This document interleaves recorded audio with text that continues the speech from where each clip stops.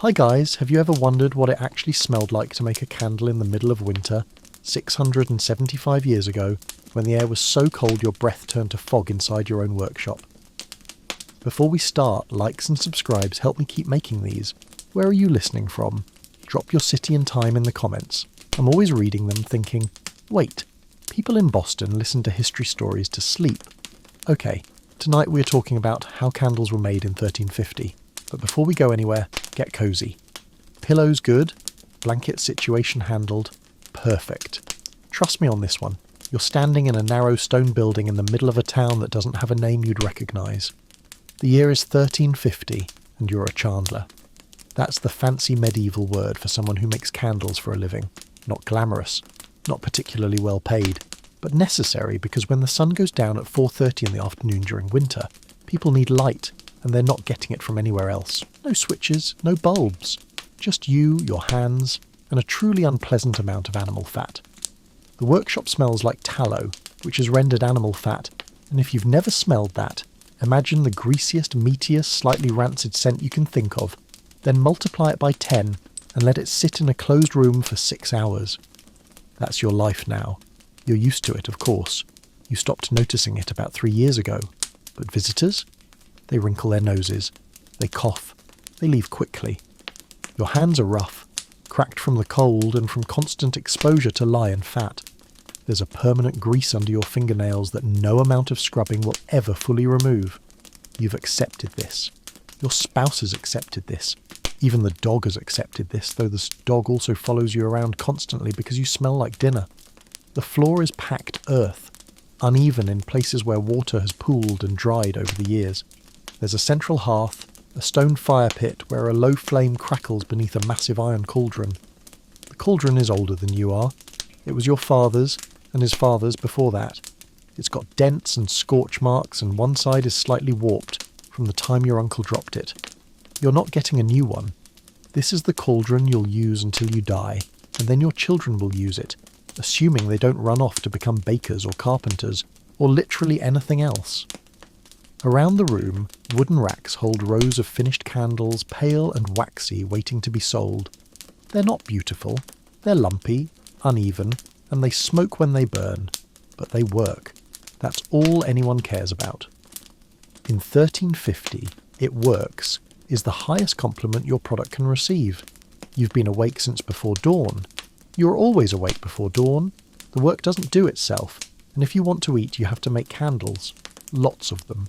Because winter is coming, and everyone suddenly remembers they need light when it's already dark at dinner time. Procrastinators. Every single one of them. Today, you're rendering tallow. Again, you're always rendering tallow. It's step one of everything. You take the leftover fat from butchered animals, sheep, cows, pigs, whatever the butcher didn't want, and you melt it down, strain it, purify it, and turn it into something you can actually use. It's tedious. It's messy. It's the kind of work that makes you question your life choices. But here you are, because someone has to make the candles. The first thing you do, before the sun is even up, is walk down to the butcher's shop. It's 3 streets over, past the baker who's already shouting at his apprentice, past the blacksmith's forge that's just starting to glow, past the woman selling eggs from a basket, who gives you a look because you smell like yesterday's tallow, and she knows it. You nod. She nods back. This is your relationship. The butcher's name is Thomas, and he's a large man with forearms like tree trunks and a permanent expression that suggests he's recently been insulted by a chicken. He's not a morning person. Neither are you. You get along fine. Fat, you say. Back, he says, jerking his thumb toward the rear of the shop. You walk past the hanging carcasses, past the table slick with blood, past the apprentice who's scrubbing something unidentifiable off the floor, and you find the barrels. 3 of them, wooden, waist-high, filled with the fatty trimmings that nobody else wants. Soot, mostly. The hard fat from around the kidneys and loins of sheep and cattle. It's perfect for candles. Firm. Clean burning. Well, cleaner than some other options. You haul one barrel up onto your shoulder. It's heavy. Your back protests. You ignore it. You've been ignoring your back for years. By the time you're 50, you'll be bent like a question mark, but that's a problem for future you. The walk back to your workshop is slow. The streets are starting to wake up. A few shopkeepers are opening shutters. A cart rolls past, wheels clattering on stone. Somewhere, a rooster is crowing, which is ironic because the rooster belongs to the tanner, who lives 4 streets away, and yet you can hear it perfectly. Medieval acoustics are a mystery. You shoulder open the door to your workshop and drop the barrel with a thud that sends a puff of dust into the air. Your apprentice, a kid named Gilbert, who's maybe 14 and has the attention span of a moth, looks up from where he's supposed to be cleaning the dipping rods. "Did you clean those?" you ask. "Almost," he says, which means no. You sigh. Gilbert is the son of your wife's cousin, and you took him on as a favour, and you're regretting it daily. But he's free labour, and free labour is the backbone of the medieval economy, so you let it slide. "Finish it," you say, then start chopping the tallow from yesterday. He groans. You ignore him. You've been ignoring Gilbert for 6 months. It's a survival strategy. You move to the hearth and start building up the fire. You add logs, coax the flames higher, and position the cauldron directly over the heat. This is going to take hours. Rendering fat is not a quick process. You're essentially melting it down, slowly, carefully, so that the impurities separate and you're left with clean, usable tallow. You dump the first chunks of suet into the cauldron. They're cold, solid, waxy to the touch. They hit the iron with a dull thunk. You add more. The cauldron fills. You step back and wipe your hands on your apron, which is already so stained it's basically a lost cause. The fat begins to melt, slowly. The smell intensifies. Gilbert wrinkles his nose. You pretend not to notice. This is his life now. He'll get used to it, or he won't, and he'll quit, and you'll get another apprentice who also won't last. It's a cycle. As the tallow liquefies, you stir it with a long wooden paddle. You have to keep it moving, keep it from burning on the bottom. Burned tallow smells worse than regular tallow, which is saying something, and it makes candles that smoke like a chimney and smell like regret. You stir. You wait. You stir some more. The fire crackles. The tallow bubbles. Gilbert is in the corner, hacking at a block of hardened tallow from yesterday's batch with a cleaver, and he's doing it wrong, but you're too tired to correct him right now. You'll fix it later. Outside, the town is fully awake now. You hear the distant clang of the blacksmith's hammer, the shouts of merchants, the lowing of cattle being driven to market. Life continues, the world turns, and you're here, stirring a pot of liquefied sheep fat, wondering if this is what your grandfather imagined when he started this business. Probably not, but here you are anyway. By mid-morning, the tallow has fully melted, and the cauldron is filled with a shimmering pool of liquid fat that looks vaguely golden in the firelight. It's not beautiful, but it's progress. You've been stirring for what feels like an eternity, and your shoulder is starting to ache in that specific way that tells you it's going to bother you for the rest of the day. You're 32 years old, and your body already feels like it's 50. Welcome to medieval manual labour. The next step is straining. You need to remove all the bits, the cracklings, the membrane, the little chunks of meat that inevitably end up in the fat no matter how carefully the butcher trims it. These bits will burn when you make the candles, creating smoke and an even worse smell, which is truly saying something. So you strain. You've got a large wooden frame set up near the hearth, and stretched across it is a piece of linen cloth. It's stained brown from years of use, and it's got a few holes that you've tried to patch, but mostly you just position the frame so the holes aren't directly in the path of the pouring tallow. Problem solving, medieval style. Gilbert is supposed to help you with this part, but he's disappeared, probably to the privy, possibly to avoid work. You've stopped asking questions. You position a second cauldron beneath the straining frame, this one smaller, cleaner, and then you carefully lift the first cauldron off the fire. It's heavy. It's also extremely hot. The iron handle burns through the thick leather gloves you're wearing, which are really more like mittens made from old boot leather. Your grandfather made them. They're falling apart. You're still using them. You tilt the cauldron, and the liquid tallow begins to pour, slowly. It streams through the linen cloth, leaving behind all the solid bits. The cloth sags under the weight. You hold your breath, hoping it doesn't tear. It doesn't. Small miracles. The strained tallow in the second cauldron is cleaner now, paler, almost pretty if you squint, and pretend you're looking at something else. You set the first cauldron down with a grunt that's more exhausted than you'd like to admit. Your back twinges. You ignore it, again. Gilbert reappears, wiping his hands on his tunic, which is disgusting, but you've given up on teaching him hygiene. What now? He asks. Now we let it cool, you say. Then we do it all over again. He stares at you. Again. Again, you confirm. We render it twice, 3 times if we're making church candles. Church candles are a whole different situation.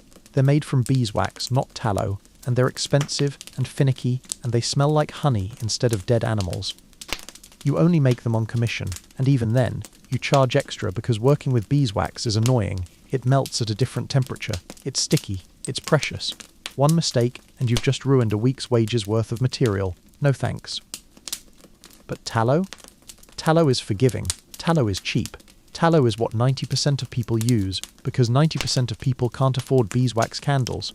They're lighting their homes with sheep fat on a string, and they're grateful for it. You leave the tallow to cool and step outside for a moment, just to breathe air that doesn't taste like grease. The street is busy now. A woman walks past carrying a basket of laundry. 2 men are arguing about the price of barley. A dog trots by, looking pleased with itself. The sun is higher now, pale and cold in the winter sky. It's the kind of sunlight that gives you light but no warmth. Useless, really. You stretch your back, hear it crack in 3 places, and then you go back inside. Gilbert has somehow found a piece of bread and is eating it while sitting on a stool that's supposed to be used for dipping candles. You don't say anything. Pick your battles. That's the key to managing apprentices. Also, you're hungry too, and the sight of bread reminds you that you haven't eaten since yesterday evening. Go get us something from the baker, you say, tossing him a small coin. 2 loaves, and don't take forever. He's gone before you finish the sentence. The door slams. You're alone. The workshop is quiet except for the crackling of the fire and the faint drip of tallow cooling in the cauldron. You sit down on the stool Gilbert just vacated, still warm, and you let yourself rest for just a moment, just 1 moment. Your hands are shaking slightly, not from cold, from exhaustion. You've been doing this for 15 years, ever since your father died and left you the business. 15 years of rendering fat, dipping wicks, selling candles to people who complain about the price even though you're barely making a profit. 15 years of smelling like tallow, of aching shoulders, of winters that are too dark, and summers that are too short to make enough money to last through the next winter. But it's yours, the workshop, the business, the reputation. People know your candles. They're not fancy, but they burn steady. They last. In a world where almost nothing lasts, that's worth something. You stand up. There's work to do. By the time Gilbert returns with the bread, 2 loaves, still warm, and miraculously he didn't eat half of one on the way back, the tallow has cooled enough to solidify slightly on the surface. You break off a piece of bread and chew it slowly. It's coarse, dense, the kind of bread that requires serious jaw effort. A few bits of grain husk stick in your teeth. You don't care. It's food. Gilbert eats his loaf in about 4 bites, which seems physically impossible, but he manages. Then he looks at you expectantly, like a dog waiting for a command. Get the wicks ready, you say. He nods and shuffles over to the corner where you keep the supplies. Wicks are simple, just twisted strands of cotton or linen fibre, sometimes hemp if you're desperate. You buy them in bulk from a woman 2 streets over who spins thread for a living. She's old, maybe 70, and her hands are gnarled with arthritis, but she can spin thread faster than anyone you've ever seen. Muscle memory, decades of it. The wicks are stored in a wooden box, coiled loosely to keep them from tangling. Gilbert pulls out a handful and starts cutting them to length. Each wick needs to be about as long as your forearm, maybe a bit longer. Too short and the candle won't burn properly. Too long and you're wasting material. Gilbert measures them against his own arm, which is shorter than yours, so you have to remind him to add a few extra inches. Longer, you say. He cuts another piece. Still too short. Longer, you repeat. He sighs dramatically, as if you've asked him to build a cathedral, and cuts a longer piece. Better. While he works on that, you move back to the cauldron. The tallow has cooled enough now that you can handle it. You're going to render it 1 more time, just to be absolutely sure it's clean. This batch is for regular household candles, not church candles, but you still have standards. Sort of.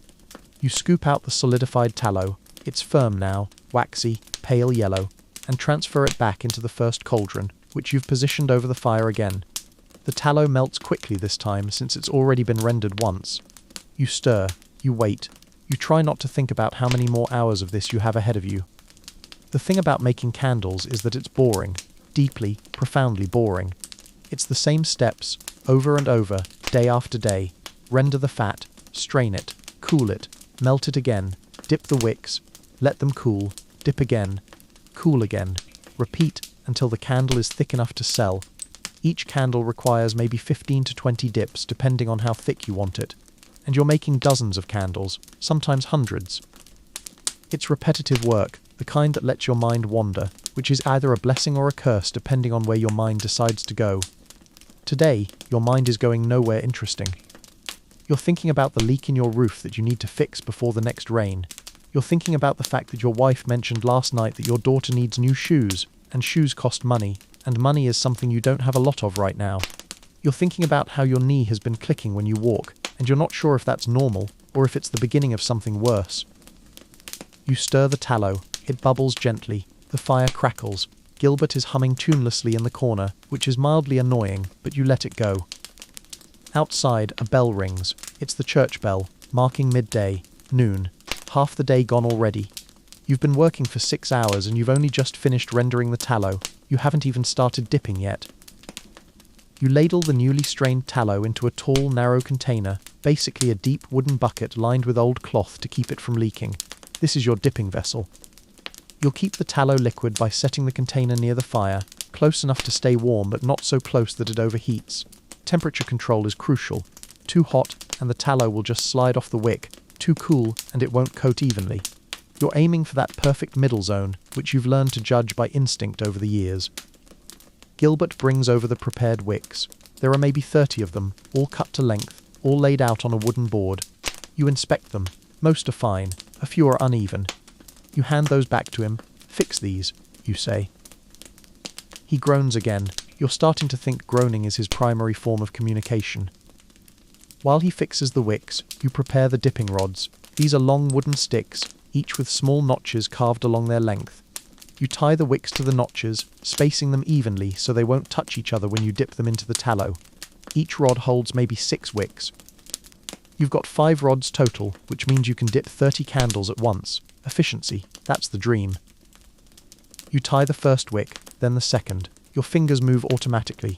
You've done this so many times you could do it blindfolded. Tie, knot, pull tight, tie, knot, pull tight, over and over. Gilbert is supposed to be helping, but he's distracted by something outside, probably a cart going past, or a bird, or literally anything other than work. You snap your fingers. Focus, you say. He jumps slightly and goes back to fixing the wicks. The workshop smells like tallow and wood smoke and old sweat.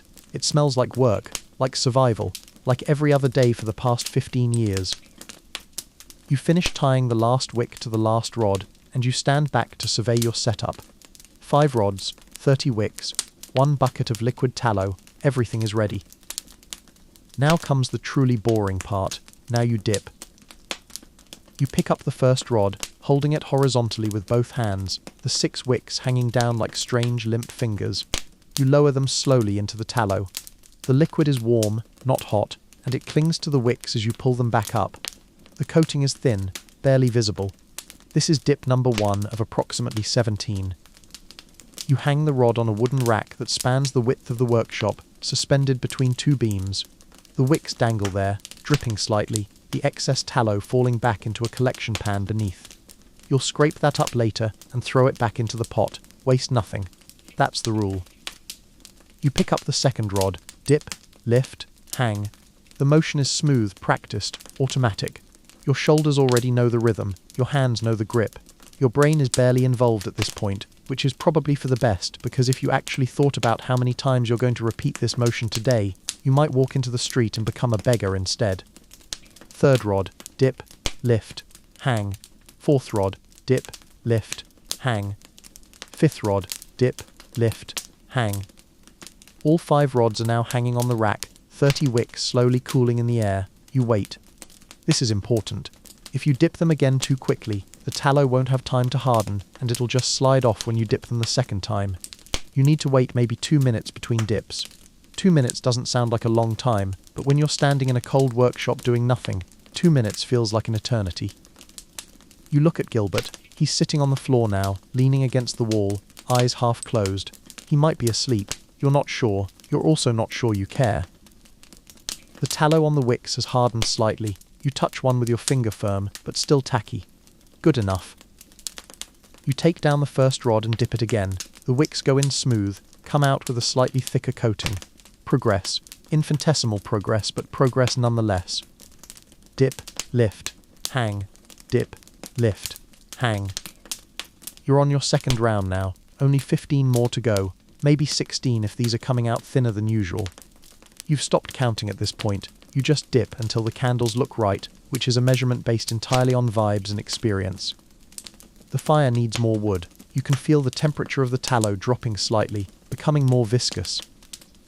You set down the rod you're holding and add 2 more logs to the hearth. Sparks fly up. The flames lick at the new wood, catching quickly. The workshop brightens for a moment, then settles back into its usual dim, smoky atmosphere. Gilbert stirs. How much longer? He asks, his voice thick with boredom. Hours, you say flatly. He makes a sound that's somewhere between a whimper and a sigh. You sympathize, but also, he signed up for this. Well, his mother signed him up for this. Same thing.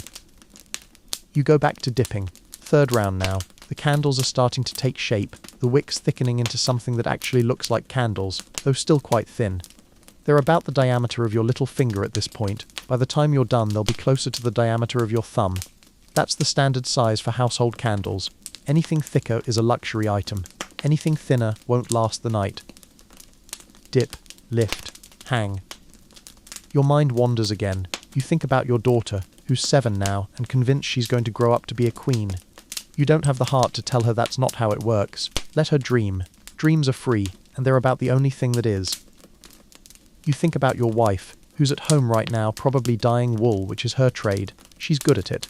Better than you are at making candles, honestly. Her blues are particularly impressive. Deep, rich, the kind of blue that nobles pay extra for. She's the reason you eat regularly. The candle business is steady, but it's not lucrative. The dye business, though, that keeps you afloat. You wonder, not for the first time, if you should have learned a different trade, something cleaner, something that didn't involve spending 12 hours a day covered in animal fat. But then again, every trade has its downsides. The blacksmith's hands are scarred from burns. The tanner's workshop smells worse than yours, somehow. The baker works through the night so everyone else can have fresh bread in the morning. Nobody's life is easy. You're all just trying to survive until next week. Dip, lift, hang. Fourth round. The candles are getting thicker now. You can see the layers building up, ring after ring of hardened tallow. It's almost satisfying, in a weird way. You're creating something. It's not art, it's barely even craft, but it's something that didn't exist this morning, and now it does, and someone will buy it, and it will light their home for a few hours. That's not nothing. The door opens. You look up, expecting a customer, but it's just the woman from down the street, the one who sells herbs. She pokes her head in, wrinkles her nose at the smell, and says, "You got any candles ready? I need 2. "Not yet," you say. "Tomorrow morning." She frowns. "I need them today."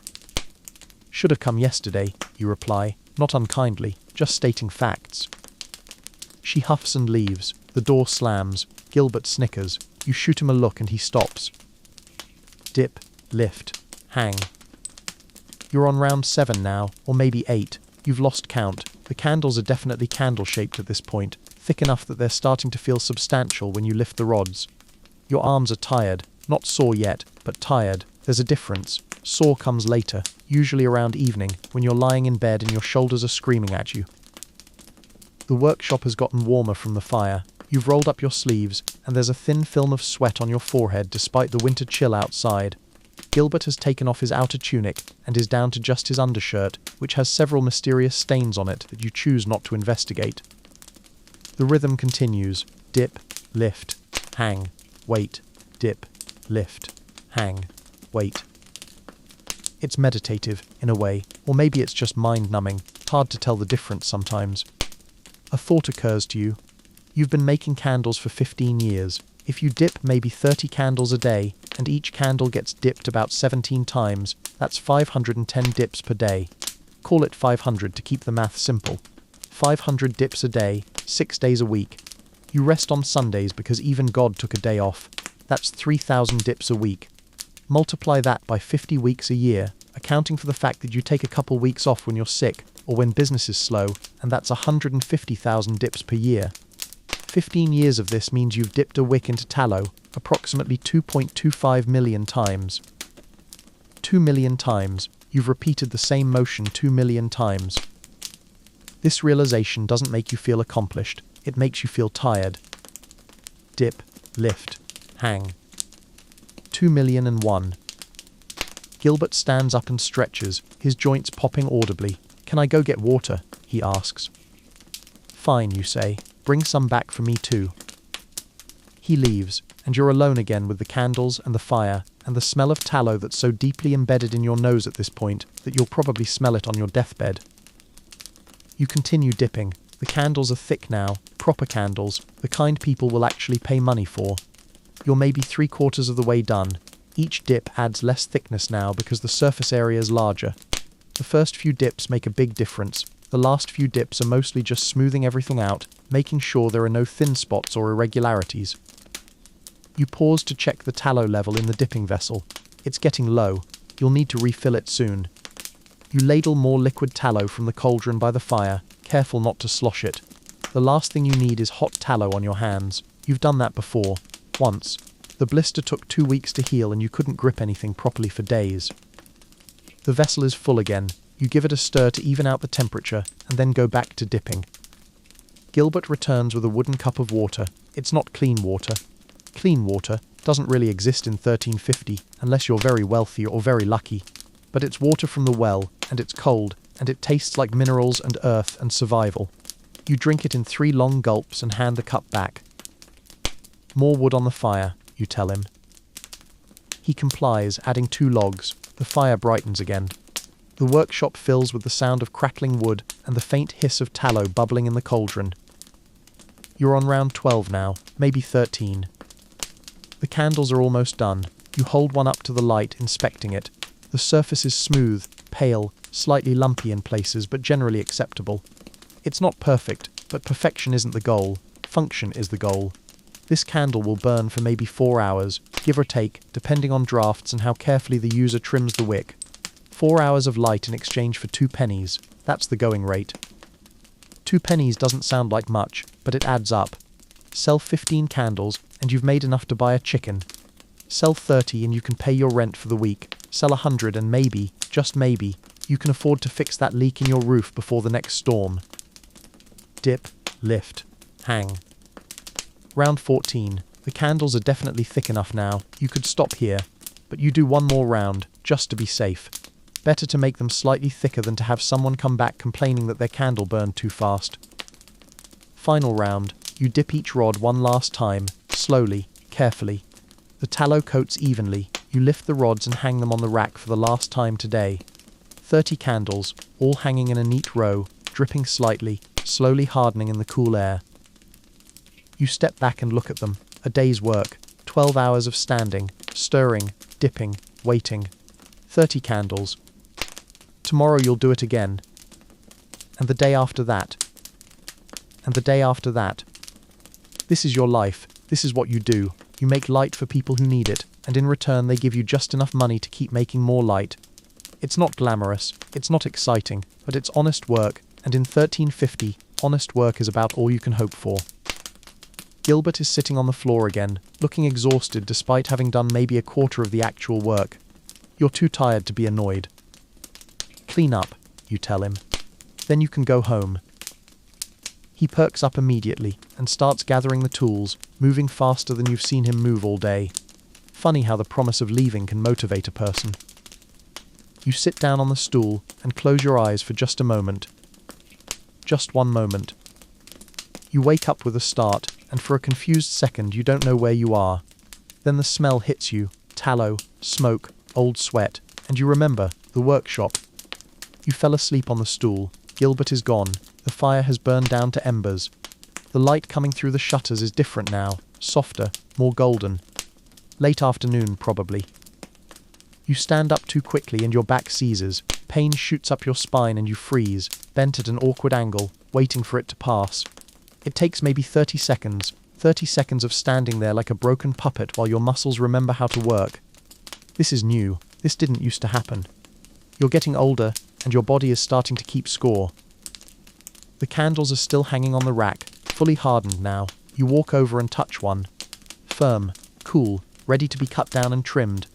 That's tomorrow's job, though. Today you've done enough.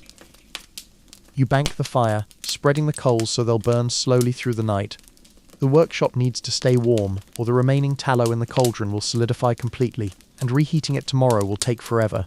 You've learned this the hard way, multiple times. You're not a fast learner, apparently, but you get there eventually. You bar the door from the inside. There's not much worth stealing in a chandler's workshop, but people will steal anything if they're desperate enough, and then you head out through the small back door that leads to the alley behind the building. The air outside is cold and clean, and you stand there for a moment just breathing it in. Your lungs feel coated in tallow smoke. Everything feels coated in tallow smoke. You wonder if there's tallow smoke in your soul at this point. Probably. The walk home is short. You live 3 streets away, in a narrow house you share with your wife, your daughter, and your wife's mother, who's maybe 60 and has opinions about everything. The house is 2 stories, timber framed with wattle and daub walls, and the upper story overhangs the street slightly, which is the style. It's not a bad house. The roof leaks in one corner, but whose roof doesn't? The floor is uneven, but that's normal. There's a hearth in the main room, a small kitchen area, and 2 sleeping spaces upstairs. It's cramped, but it's home. You push open the door, and immediately your daughter crashes into your legs. Her name is Margaret, though everyone calls her Meg. She's 7, missing one front tooth, and she's holding a wooden doll that your wife made for her last year. "Papa," she shouts, "I drew a horse." "Did you?" you say, trying to sound enthusiastic despite the fact that you can barely stand. "Yes, come look." She drags you over to the table, where there's a piece of slate and a chunk of chalk. On the slate is a drawing that looks more like a misshapen dog than a horse, but you're not about to tell her that. "That's a very good horse," you say. "It's not done yet," she says seriously. "It needs a tail." "Ah, yes, tails are important." Your wife appears from the kitchen area, wiping her hands on her apron. Her name is Joan, and she's the smartest person you've ever met, though she'll deny it if you tell her that. She's got dark hair that's starting to show grey at the temples, sharp eyes, and the kind of practical competence that makes you feel slightly useless most of the time. "You're late," she says. "Fell asleep," you admit. She shakes her head, but she's smiling slightly. "Go wash, supper's almost ready." There's a barrel of water in the corner of the main room, and you pour some into a bowl and scrub your hands and face. The water turns grey with soot and grease. You scrub harder. It doesn't help much. There's a permanent layer of tallow on your skin that no amount of washing will ever fully remove. You've made peace with this. Your mother-in-law is sitting by the hearth, spinning wool on a drop spindle. She looks up as you dry your hands. "You smell like a butcher's shop," she observes. "Thank you, Agnes," you say. "That's exactly what I was going for." She sniffs and goes back to her spinning. You've been married to Joan for 9 years, which means you've known Agnes for 9 years, and in all that time she's never said a single nice thing to you. You're fairly certain she thinks Joan could have done better. She's probably right. Supper is pottage, a thick stew of beans, onions, and some sort of grain, probably barley. There's a small piece of salt pork floating in it, which is a luxury. Joan must have traded some of her dyed wool for it. The bread is yesterday's, hard enough that you have to dunk it in the pottage to soften it, but it's food. You sit at the table with Meg on one side and Joan on the other. Agnes stays by the fire with her spinning. The 4 of you eat in relative silence, because talking while eating wastes time, and time is something none of you have in abundance. Meg finishes her pottage and immediately starts telling you about her day in exhaustive detail. She helped her mother wind wool. She saw a cat catch a mouse. She learned a new song from the neighbour's daughter. She thinks she might want to be a wool dyer like her mother when she grows up, or maybe a queen. She hasn't decided yet. You listen, nodding in the right places, making the appropriate sounds of interest. Joan catches your eye across the table and smiles. This is the good part of the day, this moment, right here. When you're too tired to think, and your daughter is chattering about nothing, and your wife is sitting across from you looking tired but content. This is what you work for. After supper, Joan clears the table, and Meg goes upstairs to bed. Agnes banks the fire and follows her up. You sit at the table for a moment longer, just existing in the quiet. Joan comes and sits next to you. Long day, she asks. They're all long days, you say. True. She pauses. How many did you finish? 30. Need to trim them tomorrow. Maybe make another batch if I have time. She nods. I finished dyeing that wool for the merchant. He's paying on Friday. Good, you say. We need it. I know. You sit there together in the dim light of the dying fire. Outside you can hear the sounds of the town settling in for the night. A dog barking, someone shouting something unintelligible, the distant clang of a shutter being closed. Your mother thinks I smell like a butcher's shop, you say eventually. Joan laughs quietly. You do, I know. I don't mind, she says. Liar. She smiles and stands up. Come to bed. You look half dead. Feel half dead, you admit. You wake up before dawn, like always. The room is dark and cold, and you can see your breath in the air. Joan is still asleep next to you, curled under the blankets. From the other sleeping space you can hear Agnes snoring and Meg's soft, even breathing. The house is quiet. You get dressed in the dark, pulling on your tunic and leggings, your boots that are starting to fall apart at the seams. You should get them repaired. You've been saying that for 6 months. Maybe this week. Probably not. Downstairs you splash water on your face from the barrel, eat a heel of bread left over from yesterday, and head out into the pre-dawn darkness. The streets are empty except for a few other early risers. A baker heading to his oven. A farmer with a cart of vegetables heading to market. You nod to them. They nod back. Nobody speaks. It's too early for speaking. The workshop is cold when you unlock the door. The fire has burned down to nothing overnight. You rebuild it from scratch, laying kindling and coaxing a flame from the embers. It takes longer than you'd like. Your hands are stiff from the cold and the flint doesn't want to cooperate. Eventually, though, you get a flame, and you build it up into something useful. The candles from yesterday are still hanging on the rack, waiting to be finished. You take down the first rod and carry it to your workbench, which is just a sturdy table near the window, where the light is slightly better. You untie the first candle from the rod and set it on the table. The bottom of the candle is uneven, lumpy with excess tallow that dripped and hardened. You take your knife, a simple iron blade with a wooden handle, worn smooth from years of use, and you carefully trim the bottom flat. The excess tallow curls away in thin shavings. You collect these in a bowl. They'll go back into the render pot later. Waste nothing. You trim the wick next, cutting it down to about 1/2 inch. Too long and it'll smoke. Too short and it won't light properly. 1/2 inch is the sweet spot. 1 candle done. 29 to go. You trim the second candle, then the third. Your hands move automatically. Cut, shave, trim. Cut, shave, trim. The pile of finished candles grows slowly on the table beside you. Gilbert arrives maybe an hour after you, looking like he's barely awake. His hair is sticking up on one side, and there's a crease on his face from his pillow. He's 14, and apparently still growing, because his tunic is getting short on him. You make a mental note to mention this to his mother. Then you immediately forget, because you have approximately 800 other things to think about. Morning, he mumbles. Morning, you reply. Start on the second rod. He groans but complies, taking down the second rod and bringing it to the workbench. You work side by side in silence, trimming candles. The only sounds are the scrape of knives on tallow and the crackle of the fire. The sun comes up slowly, pale winter light filtering through the shutters. It doesn't make the workshop much brighter, but at least you can see what you're doing without squinting. By mid-morning, all 30 candles are trimmed and ready to sell. You arrange them in bundles of 6, tying each bundle with a piece of string. Standard packaging makes it easier for customers to carry them home. You set 3 bundles aside for existing orders. The baker needs candles, and so does the widow who lives near the church, and the rest will go on the shelf for general sale. Gilbert is sweeping the floor, pushing the tallow shavings into a pile. You scoop them up and dump them into a pot by the fire. Later you'll render them again. Waste nothing. You're very consistent about this principle, at least.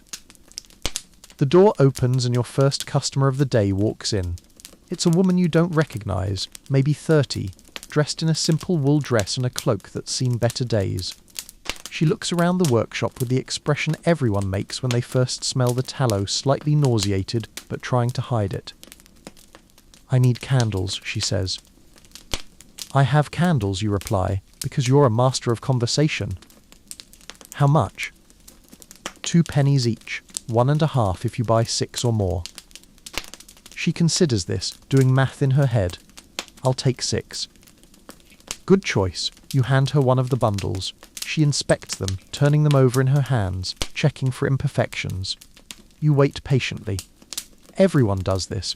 Nobody just buys candles without inspecting them first, as if you're secretly trying to sell them defective candles. You're not. You're just trying to survive, same as everyone else. She nods, satisfied, and counts out 9 pennies from a small pouch at her belt. You take the coins and drop them into the wooden box where you keep your earnings. The box is not even half full. It's going to be a long winter. The woman leaves with her candles, and you turn back to Gilbert. "We need to start another batch," you say. He makes a sound like a dying animal, but doesn't argue.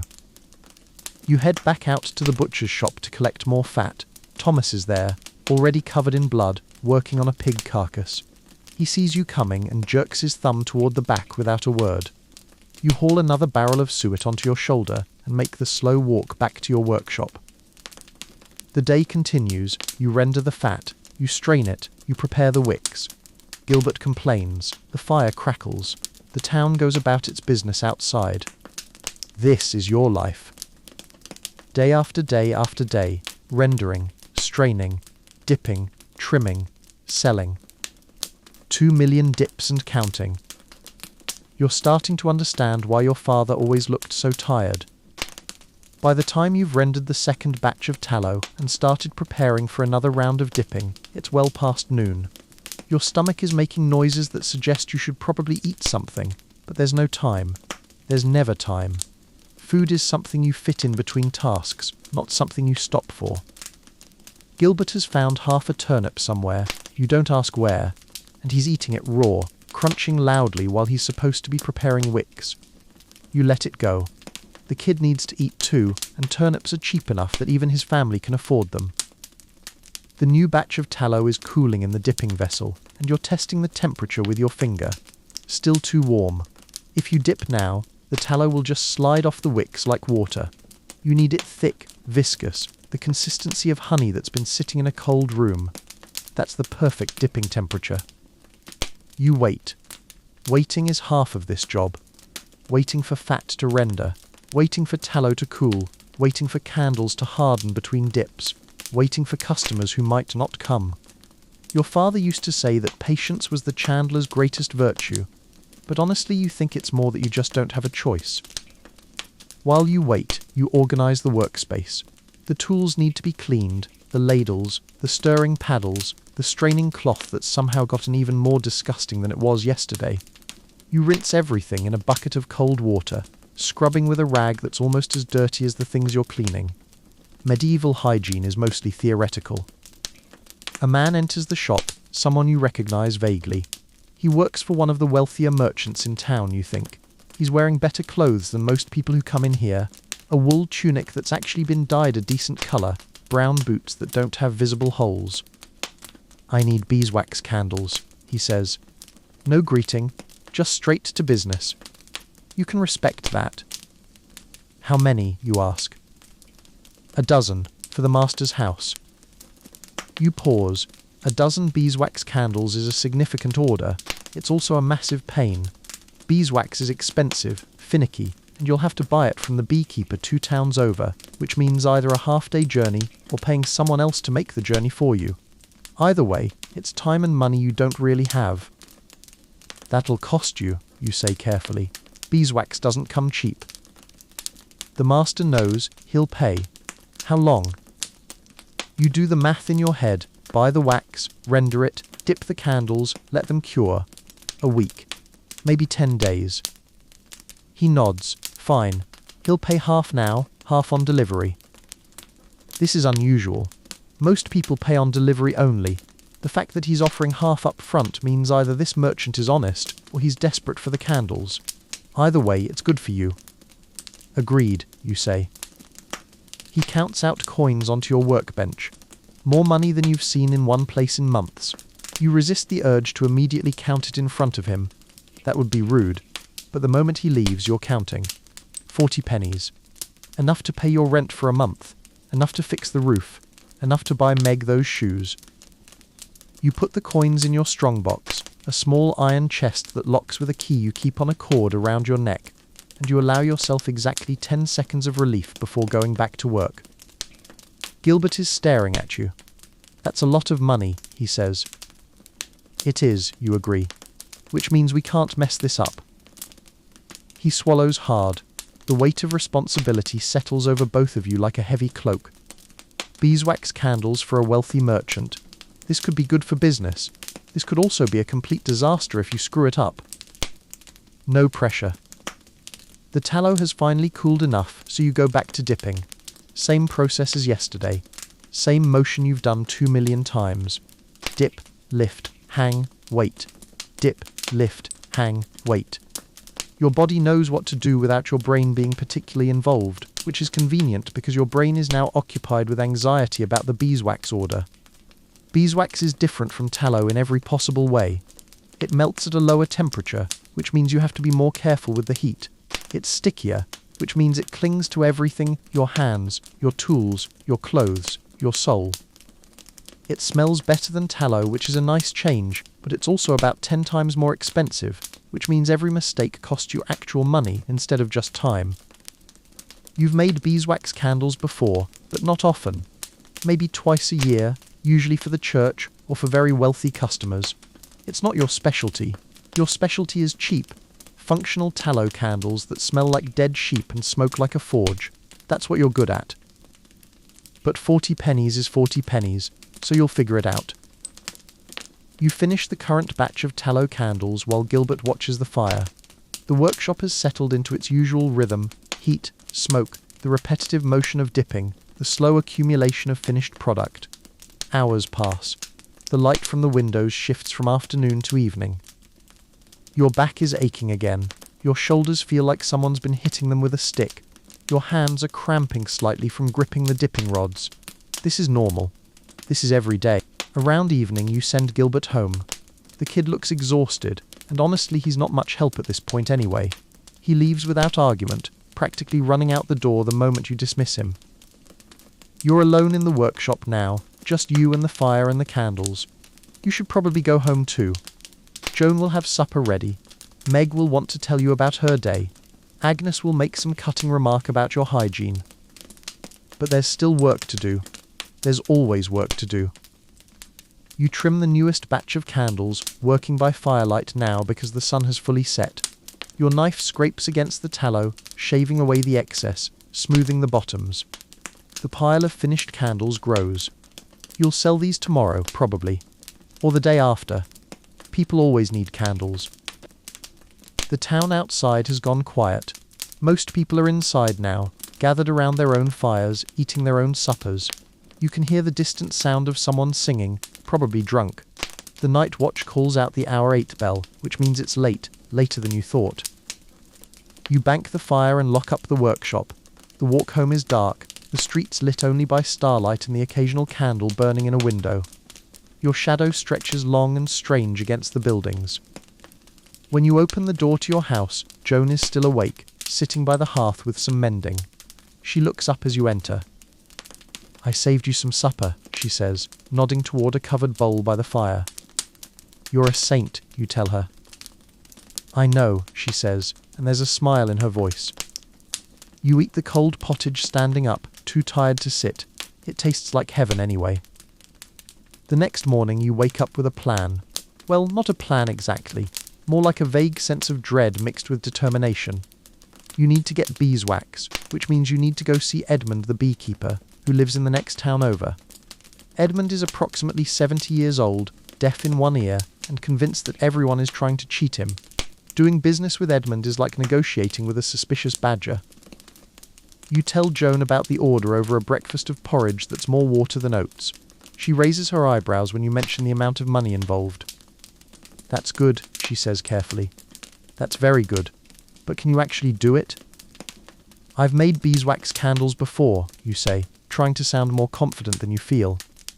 Twice, she points out. 3 times, that's not encouraging. I know.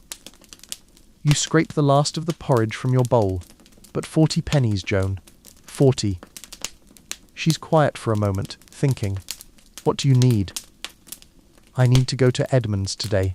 Get the wax. Start working on them tomorrow. Take the cart, she says. You can't carry enough wax on your back. You don't have a cart. She means her brother's cart, which he sometimes lends out if you ask nicely and promise to return it undamaged. Her brother is a carpenter and protective of his tools and equipment in the way that craftsmen always are. Think he'll let me borrow it, you ask. I'll ask him, she says. He likes you better than he likes most people. That's a low bar. She smiles and stands up, kissing the top of your head as she passes. Don't mess this up, she says, but her tone is fond. I'll try. You head to the workshop and find Gilbert already there, which is surprising. He's actually early for once, and he's already got the fire going. Miracles do happen. We're going to get beeswax today, you tell him. His face falls. Do I have to come? Yes, why? Because I need someone to help me load it, and also because you're my apprentice and this is part of your training. Training for what? Being miserable? Exactly. He groans but doesn't argue further. You're starting to think the groaning is just his natural form of communication, like some people use their hands when they talk. Joan's brother, his name is Walter, and he's built like an ox, brings the cart by around mid-morning. It's a simple 2-wheeled hand cart, the kind you pull yourself because you don't have a horse or a donkey or any other beast of burden. Just human burden. That's you. Bring it back in one piece, Walter says, looking at you with the expression of a man who's had his things returned broken before. I will, you promise. And don't overload it. The axle is old. I won't. And if you break it, you're paying for repairs. Understood. He nods, satisfied that he's made his point, and walks away. You look at Gilbert. Gilbert looks at the cart. The cart looks like it's seen better days, possibly better decades. Think it'll make it? Gilbert asks. Pray, you tell him. The walk to Edmund's takes about 2 hours, pulling the empty cart over roads that are more mud than anything else. It rained a few days ago and everything is still damp, which means the cart wheels stick and slide and generally make your life difficult. Your shoulders are screaming by the time you're halfway there. Gilbert is complaining steadily, a low drone of discontent that you've learned to tune out like background noise. The countryside is bleak in winter. Fields lie fallow, brown and empty. The trees are bare, skeletal against the grey sky. You pass a few other travellers, a merchant with a loaded wagon, a farmer driving sheep, a woman carrying a basket of something. Everyone looks cold and tired and resigned to being cold and tired for several more months. Edmund's farm appears on the horizon like a judgment. It's a collection of buildings, a house, a barn, several sheds, surrounded by empty fields. In summer, this place would be alive with bees and flowers and the smell of honey. In winter, it looks abandoned and vaguely hostile. You pull the cart up to the main house and knock on the door. No answer. You knock again, louder this time. Still nothing. You walk around to the barn and find Edmund inside, surrounded by stacked boxes of honeycomb, working on something you can't quite see. Edmund, you call out. He doesn't respond. Right. Deaf ear. You walk closer and try again. Edmund. He turns, squinting at you. Who's that? It's me. From the town. The chandler.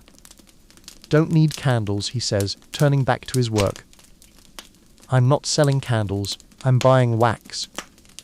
This gets his attention. He straightens up, his joints cracking audibly. Buying wax? How much?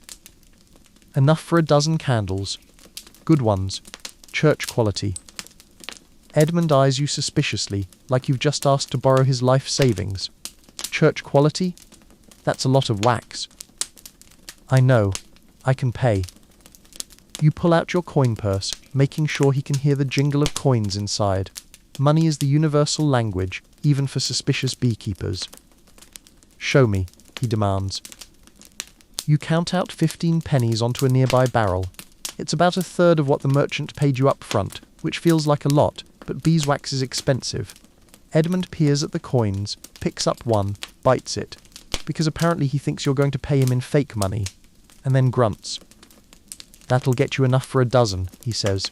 "Maybe, if you're careful and don't waste it." "I won't waste it." Everyone says that. He shuffles toward one of the storage boxes.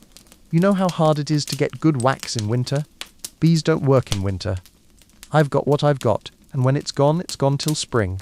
I understand." He pulls out several large blocks of beeswax, each one about the size of your fist, wrapped in cloth. The wax is a beautiful golden color, slightly translucent when you hold it up to the light. It smells faintly of honey and summer and everything your workshop is not. Gilbert leans in to look at it, actually interested for once. "Pretty," he says. "Pretty expensive," Edmund corrects. "That right there is 3 months of work. Hundreds of bees, thousands of flowers. Don't drop it." Gilbert immediately holds his hands behind his back, as if the wax might leap into his grasp and force him to drop it. You count the blocks. 8 of them. Should be enough, if you're careful. If you're very, very careful. You wrap them individually in your own cloth old pieces of linen that Joan gave you this morning, and place them gently in the cart. They nestle together like precious cargo. Which they are. Edmund watches this entire process with the intensity of a man who thinks you might suddenly sprint away with his beeswax. Only when you've loaded everything and covered it with an old blanket does he seem to relax slightly. "You know how to work with beeswax?" he asks. "I've done it before." "That's not what I asked." You pause. "I know enough." He snorts. "Lower temperature than tallow. Too hot and it'll get brittle. Too cold and it won't coat right. And don't mix it with tallow or you'll ruin both." "I know. Just saying. I've seen people waste good wax because they treated it like cheap fat." He gives you a long look. "Don't be one of those people." "I'll be careful," you promise. The walk back is slower because the cart is heavier, and also because you're terrified of breaking Walter's axle, or dropping the wax, or somehow catastrophically failing at the simple task of transporting materials. Gilbert walks ahead, occasionally looking back to make sure you're still there. The sky is getting darker, heavy clouds rolling in from the west. It's going to rain. Of course it's going to rain. "We should hurry," Gilbert says, stating the obvious. You're already pulling the cart as fast as you can, which isn't very fast because the wheels keep sticking in the mud and your shoulders are on fire, and you're fairly certain you're developing a permanent slouch from this job. The rain starts about 20 minutes from town. Not a gentle rain. A cold, aggressive rain that soaks through your cloak immediately and turns the road into a slip of mud. You keep pulling. The cart slides sideways. You correct it. Gilbert is hunched over, miserable, water dripping from his hair. "This is terrible," he shouts over the sound of the rain. "Keep walking," you shout back. By the time you reach the town gates, you're both soaked, shivering, and covered in mud. The guards at the gate take one look at you and wave you through without a word. You must look pathetic enough that they don't even bother with the usual questions. You pull the cart directly to your workshop, not bothering to stop at home first. The beeswax needs to be stored somewhere dry, and your workshop, for all its faults, has a good roof. Mostly. In the corner that doesn't leak. Gilbert helps you unload, moving with unusual speed because he's cold and wet and wants to go home. You don't blame him. You want to go home too. But first you need to store the wax properly, up on a high shelf away from moisture and rats and any other hazards that might compromise your 40-penny investment. Once everything is secure, you send Gilbert home with instructions to come back tomorrow, dry and ready to work. He leaves without even groaning, which tells you exactly how miserable he is. You stand in your workshop, dripping onto the floor, looking at the wrapped blocks of beeswax on the shelf. 8 blocks of golden wax that represent either your biggest success or your most expensive failure. Tomorrow you'll find out which. For now, you're going home to dry off and hopefully not catch whatever illness is going around that's been killing people left and right. Pneumonia, probably. Or plague. It's always plague or pneumonia in 1350. Life is very binary that way. You wake up the next morning with a cough that sits in your chest like a small, angry animal. Joan hears it and immediately gives you a look that says she's already planning your funeral. You wave her off, drink some water that tastes like minerals and regret, and get dressed. You don't have time to be sick, the beeswax candles won't make themselves, and you've got maybe 8 days left before the merchant expects delivery. The workshop is cold when you arrive, colder than usual somehow. Gilbert shows up late, sniffling, his nose red. He looks like you feel, which is to say, terrible. But there's work to do, so you both pretend to be fine and get started. First step, preparing the workspace. Beeswax requires cleaner conditions than tallow. You can't have bits of old tallow contaminating the wax, or dust, or any of the usual workshop debris that you've learned to live with. So you spend the first hour actually cleaning, which feels wrong. You're a chandler, not a housewife. But Edmund's warnings echo in your head, and 40 pennies is 40 pennies. Gilbert sweeps the floor. You wipe down the workbench. You clean the dipping vessel so thoroughly that you can actually see the wood grain underneath years of accumulated tallow. It's lighter coloured than you expected. You'd forgotten what it looked like clean. The cauldron gets scrubbed too, which is a nightmare because there's old burned tallow stuck to the bottom that doesn't want to come off. You scrape at it with a metal tool, your hands cramping from the effort. Gilbert helps by complaining about the smell, which is not actually helpful, but you've given up on expecting useful contributions from him. By midday, the workspace is as clean as it's ever going to be. You're sweating despite the cold, and your cough has gotten worse. You ignore it. Mind over matter. Except matter is winning, but you're not admitting that yet. Now comes the delicate part, melting the beeswax. You take down one of the blocks from the shelf, unwrap it carefully. The wax is hard, smooth, cool to the touch. It feels expensive. It feels like something you shouldn't be trusted with. You push that thought away and break the block into smaller chunks with your knife. The wax splinters cleanly, golden fragments scattering across the workbench. You put the chunks into a smaller pot, not the big cauldron, something more manageable, and set it over a very low fire. This is crucial. Too much heat and the wax will darken, become brittle, lose its good qualities. You need gentle, steady heat. Patience. Which you don't have, but you're pretending. Gilbert watches as the wax begins to melt.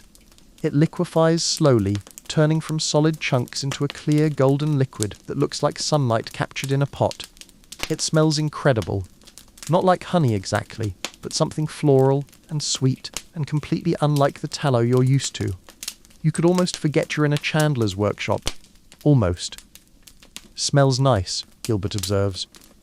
Don't get used to it, you tell him. We'll be back to tallow tomorrow. The wax melts completely, and you strain it through a clean piece of linen. Not the old, stained one you use for tallow, but a newer piece that Joan gave you specifically for this purpose. The strained wax flows into the dipping vessel, clear and perfect. No impurities, no bits, just pure beeswax. You've prepared wicks already, the best cotton ones you have, not the rough hemp ones you use for tallow candles. These need to be perfect. Everything needs to be perfect. The pressure is making your chest tight, or maybe that's just the cough getting worse.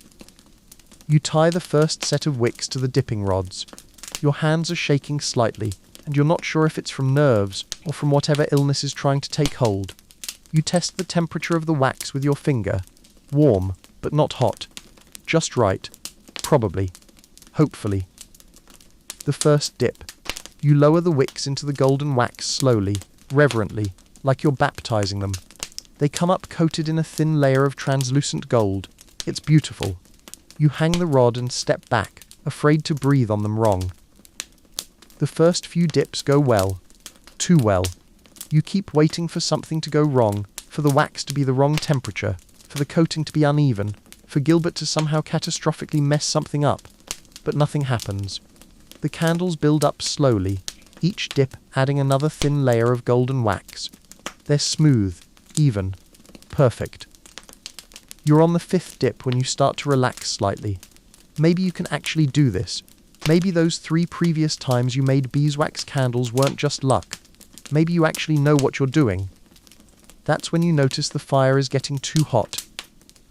The wax in the dipping vessel is starting to shimmer differently, the surface moving in a way that suggests the temperature is climbing. You move the vessel slightly away from the fire, but it's a delicate balance. Too far and the wax will cool too much and stop coating properly. Too close and it'll overheat. Gilbert is supposed to be monitoring the fire, but he's staring out the window at something happening in the street. A cart has lost a wheel, and there's a small crowd gathering to watch the driver try to fix it. Medieval entertainment is very limited. "Gilbert," you say sharply. "Fire." He jumps and immediately starts fussing with the logs, pulling one out, adjusting the others. The temperature stabilizes. Crisis averted. Your heart is pounding harder than the situation warrants, but that's probably the anxiety talking. Or the illness. Hard to tell. You continue dipping. The candles are getting thicker now, the wicks disappearing under layers of wax. They're taking shape as actual candles, the kind wealthy people use, the kind that don't smoke much, the kind that smell pleasant instead of like livestock tragedy.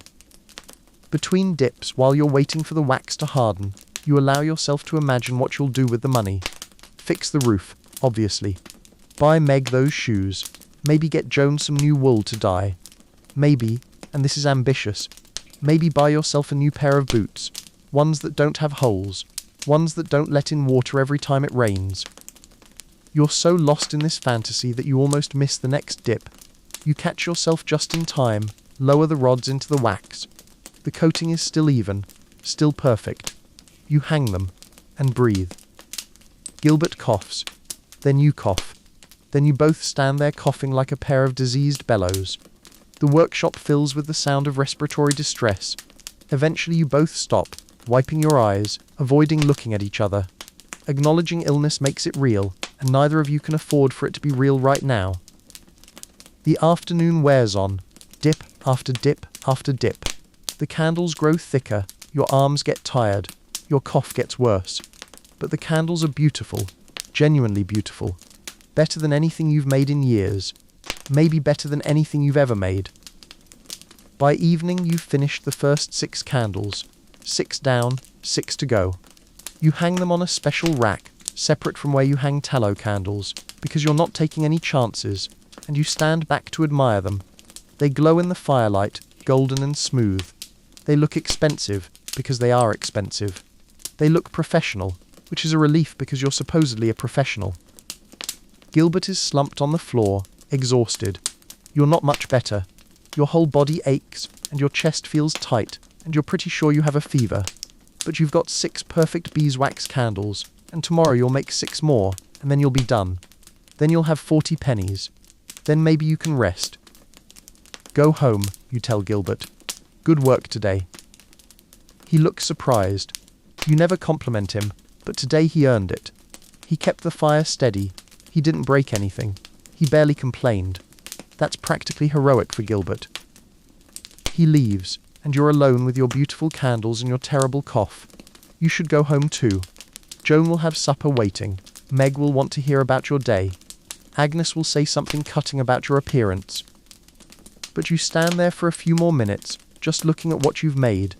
6 golden candles that catch the firelight and hold it. 6 proofs that maybe, just maybe, you're better at this than you give yourself credit for. Then you cough so hard you see stars, and the moment of pride passes. You bank the fire, lock the door, and stumble home through streets that seem darker than usual. Or maybe your vision is just going. Fever does that sometimes. Joan takes one look at you and points to the bed. You're too tired to argue. You spend the night in a state that's not quite sleep and not quite consciousness. Your body is hot, then cold, then hot again. You cough until your ribs hurt. Joan brings you water at some point. Or maybe that was a dream. Time does strange things when you're sick. Hours feel like minutes. Minutes feel like years. You're vaguely aware of Meg asking if you're dying, and Joan telling her no, you're just being dramatic. Which seems unfair, but also possibly accurate. By morning you feel marginally less terrible. Not good. Not even okay, but functional enough to stand without the room spinning. That's a low bar, but you're taking the victory. Joan tries to make you stay in bed. You have a fever, she says, pressing her hand to your forehead in that way mothers and wives do, like they can diagnose illness through palm contact. I have 6 more candles to make, you counter. You have pneumonia, probably. Probably isn't definitely. She gives you a look that could strip paint. If you die making candles for some merchant, I'm going to be very annoyed with you. I'll try not to die then. Please do. You get dressed slowly, everything taking twice as long as it should. Your hands don't want to cooperate. Your legs feel like somebody replaced your bones with wet rope. But you get your boots on, the ones with holes, and you head out into another grey morning. The workshop is exactly as you left it. The 6 finished candles hang on the rack, still perfect, still golden. You touch one gently, just to make sure you didn't hallucinate yesterday. Solid. Real. Good. Gilbert arrives looking worse than you feel, which is saying something. His face is pale, his eyes are watery, and he's shivering despite wearing 2 tunics. You're both disasters. You're both also here, because the work doesn't stop for illness. The work doesn't stop for anything. You look terrible, you tell him. You too, he says. Good talk. You get to work. The second block of beeswax comes down from the shelf. You break it into chunks, melt it slowly, strain it carefully. The motions are familiar now. Yesterday's anxiety has been replaced by a kind of grim determination.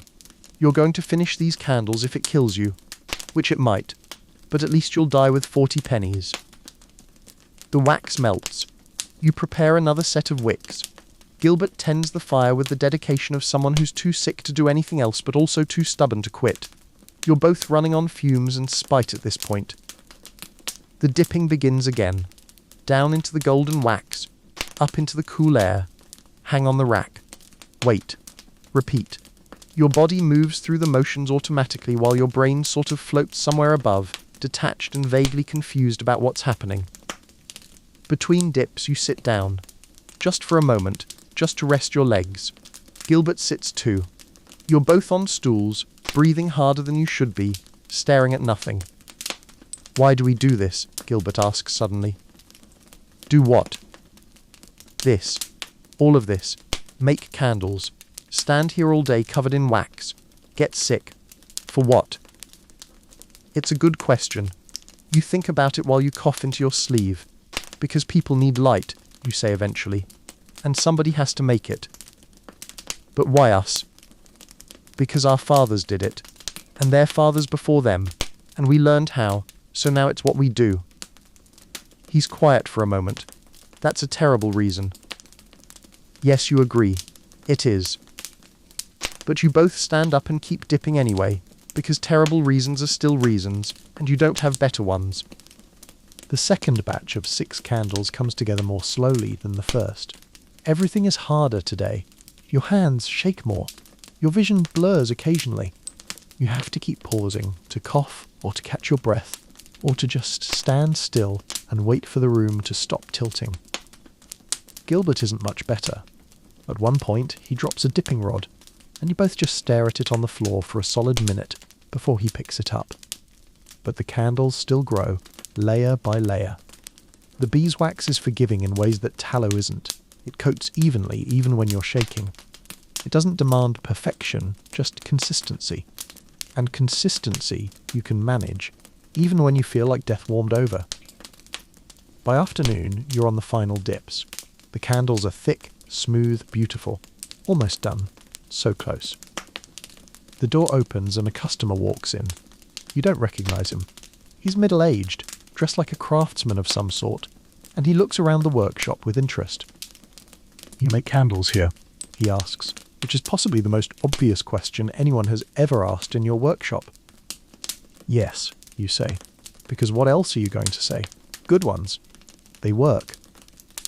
He picks up one of your tallow candles from the shelf, one of the ones you made 2 days ago, and examines it, turns it over, sniffs it, makes a face at the smell, but doesn't say anything. "How much?" 2 pennies, 1.5 if you buy 6 or more. I'll take 12. You do the math with a brain that's running at half speed. 18 pennies. Good. That's good. That's almost half of what you're making from the beeswax order. You wrap 12 candles in cloth and take his money. He leaves satisfied. You add the coins to your strongbox and go back to dipping. Gilbert is at the window again, watching something in the street. You don't even bother calling him back. Let him look. You're too tired to enforce discipline.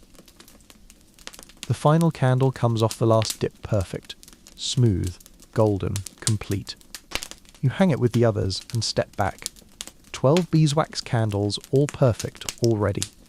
You did it. Despite the illness, despite the fever, despite the fact that you're fairly certain you're dying, you actually did it. We're done, you say to Gilbert. He turns from the window. Really, really. He grins, the first genuine smile you've seen from him in weeks. Can I go home now? Yes. Go. Rest. Don't come back until you're not dying. He's gone before you finish the sentence. The door slams. You're alone with 12 golden candles and a sense of accomplishment that's almost enough to distract from how terrible you feel. Almost. You trim the candles carefully, making sure each one is perfect. You cut the wicks to exactly the right length. You smooth any imperfections in the wax. These need to be flawless, because wealthy people notice flaws, and they complain about them, and you can't afford complaints. By the time you're finished, it's dark outside. The candles sit on your workbench in 2 neat rows of 6, glowing in the firelight like little golden monuments to your stubbornness. You wrap each one individually in clean cloth. Then you wrap all 12 together in a larger piece of cloth and tie it with string. The merchant said he'd come for them in a week. That gives you 3 days to rest and hopefully not die before you have to hand them over and collect the rest of your money. You lock up the workshop and head home. The walk is difficult. Everything is difficult. Your body has officially given up on cooperating and is just sort of dragging itself forward through sheer force of will. Joan is waiting at the door, and the expression on her face tells you exactly how bad you look. She doesn't say anything, just guides you to bed and brings you water and bread that you can't really taste because your tongue feels like it's coated in wool. Meg peeks in, worried. Is Papa going to be okay? He's going to be fine, Joan says firmly. He's just worked himself sick, like an idiot. I finished the candles, you managed to say. Of course you did. She sounds angry, but she's tucking the blanket around you with gentle hands. Now rest. Actually rest. No getting up tomorrow to go to the workshop. You want to argue, but your body has other ideas. You're asleep before you can form words. You sleep for what feels like a year, but is probably only about 15 hours. When you finally wake up, the light coming through the shutters is different, softer, more golden, and you realise it's late afternoon. You've slept through an entire day. Your body feels heavy, like someone filled it with sand, but the fever has broken. Your clothes are soaked with sweat, but your head is clearer. Joan appears with a cup of something that smells like herbs and disappointment. Drink this, she says. What is it? Does it matter? Drink it. You drink it. It tastes like dirt and regret, with notes of something bitter that makes your mouth pucker. Medicine in 1350 is not concerned with flavour. It's barely concerned with actually working. Mostly it's just things that taste bad enough that your body decides living is preferable to drinking more of it. The candles, you ask. Still at the workshop. Still perfect. I checked this morning. She sits on the edge of the bed. You scared me. I scared myself a bit too, you admit. But 40 pennies isn't worth dying for. I didn't die. You tried. She's quiet for a moment. Promise me you won't do that again. Work yourself sick, I mean. You want to promise, but you both know it would be a lie. This is what your life is. Working until you can't work anymore. Resting just enough to start working again. It's what everyone's life is. You don't have the luxury of balance or self-care or any of those concepts that won't be invented for another 600 years. I'll try to be more careful, you say instead. That's not a promise. It's the best I can do. She sighs but doesn't push it. She knows. She works herself to exhaustion too. Dyeing wool, managing the household, keeping everything running. You're both just trying to survive, and survival doesn't leave much room for caution. Meg comes in and climbs onto the bed. careful not to jostle you too much.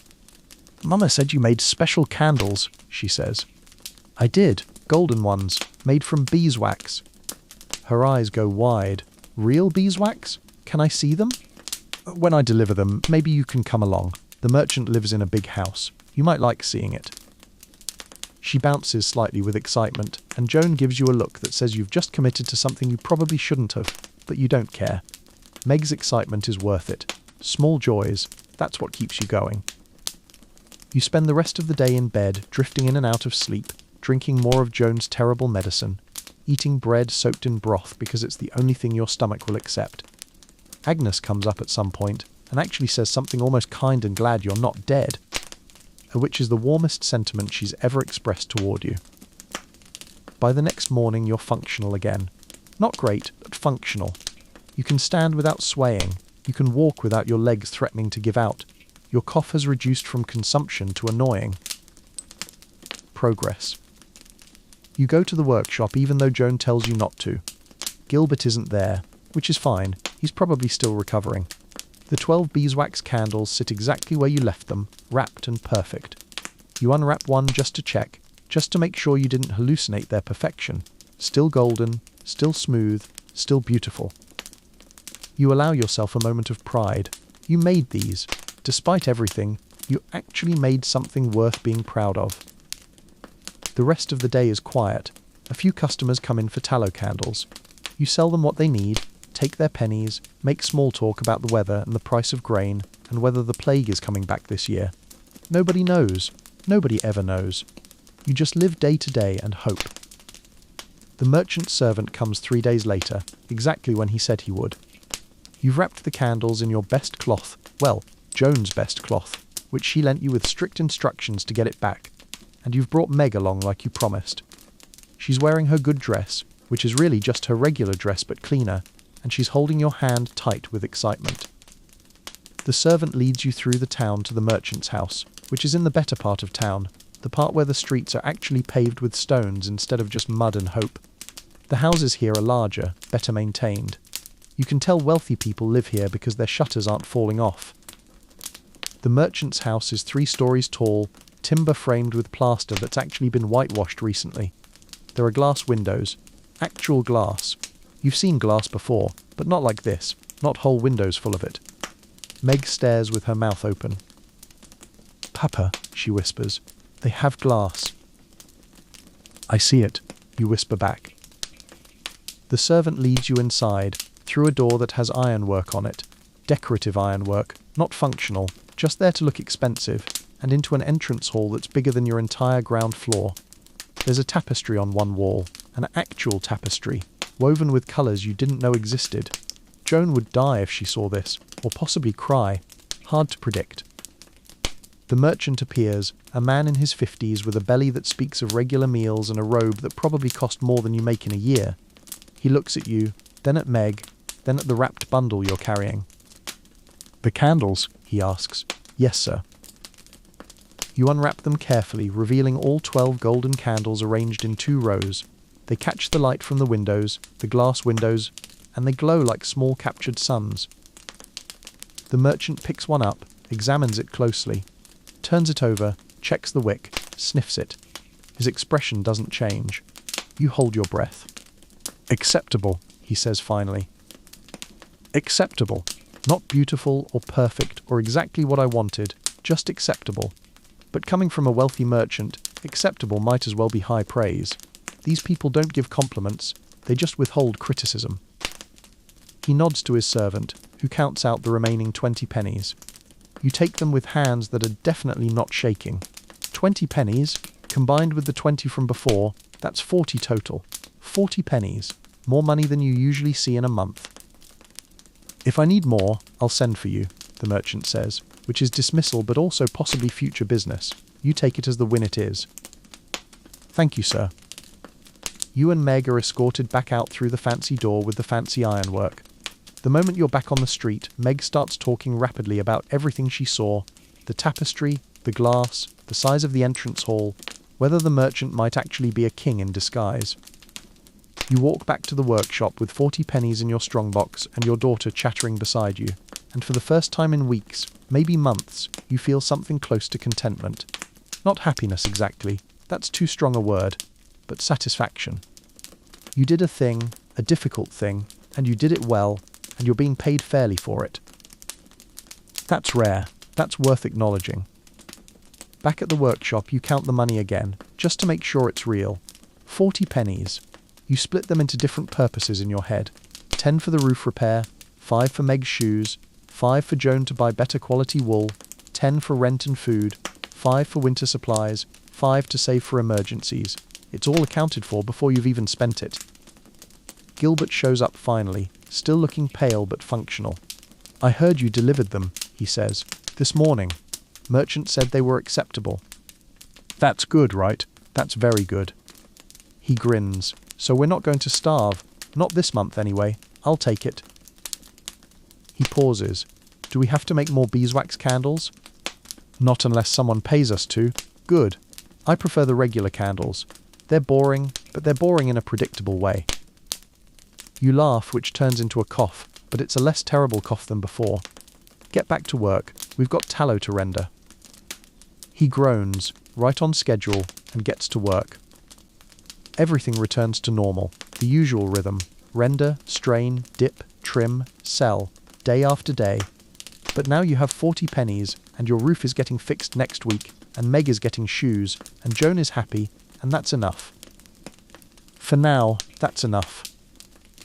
You wake the next morning with a heaviness that isn't entirely unpleasant, the kind that comes after a long stretch of work finally lifting from your shoulders. The workshop still smells faintly of beeswax from the golden candles, though by now the stronger scent is tallow, because of course it is. Tallow always wins in the battle of smells, which is ironic considering nobody ever asked it to. You step outside for a moment of fresh air, only to immediately question the meaning of fresh in a medieval town where pigs roam free and people treat streets like personal garbage pits. But at least it's not the workshop. Meg is still sleeping, curled up in a way that suggests children understand comfort better than adults ever will. Joan is awake though, grinding grain with a determination that hints she's planning a bread-related conquest. She glances up at you with an expression that says she's not impressed with your ability to sleep past dawn. "We still have work," she says, even though she knows you already know that.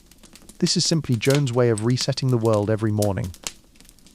You step back into the workshop with the slightly theatrical sigh of someone returning to their tedious but necessary duties.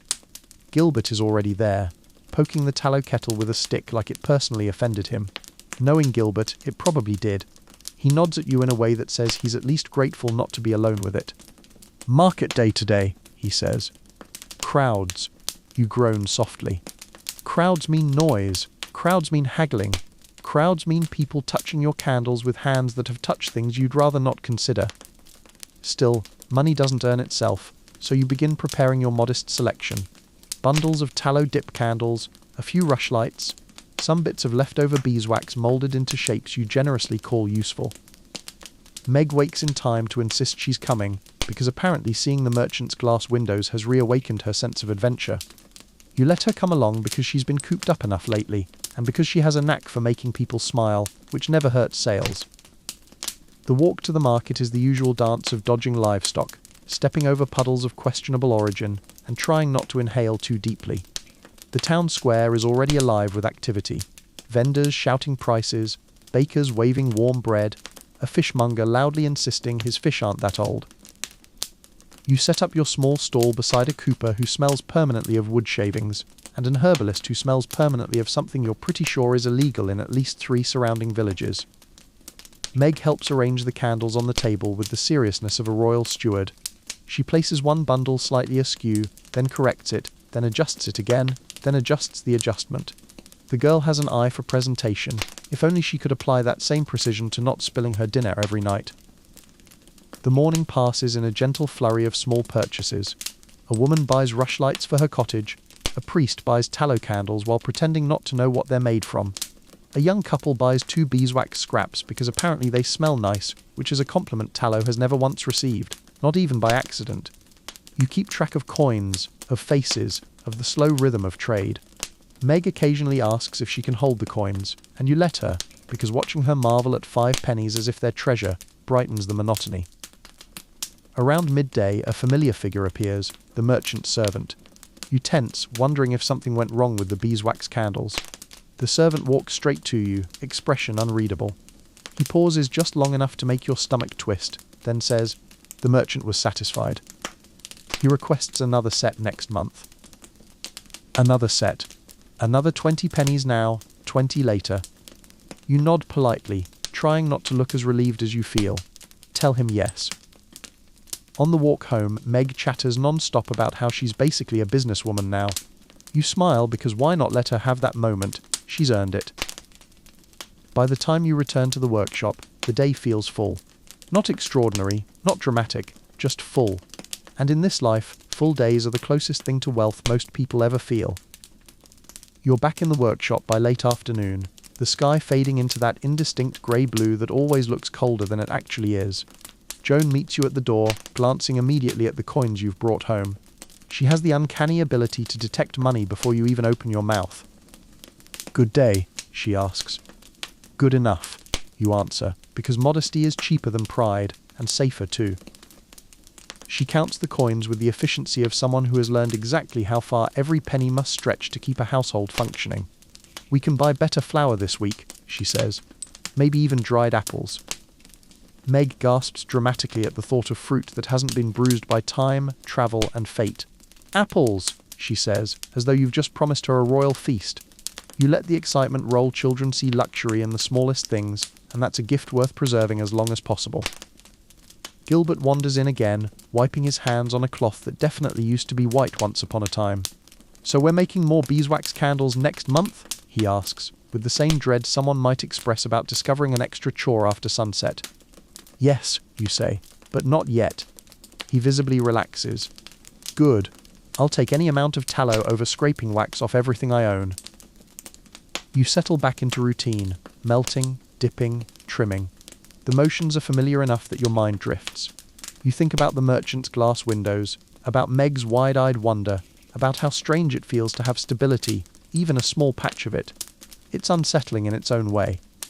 You're used to scraping by, used to counting every scrap of fat, every length of wick. But now you have a little space to breathe. You don't quite trust it. As the light fades, you light one of your own tallow candles, because the irony of a candlemaker sitting in the dark is a joke even you won't permit.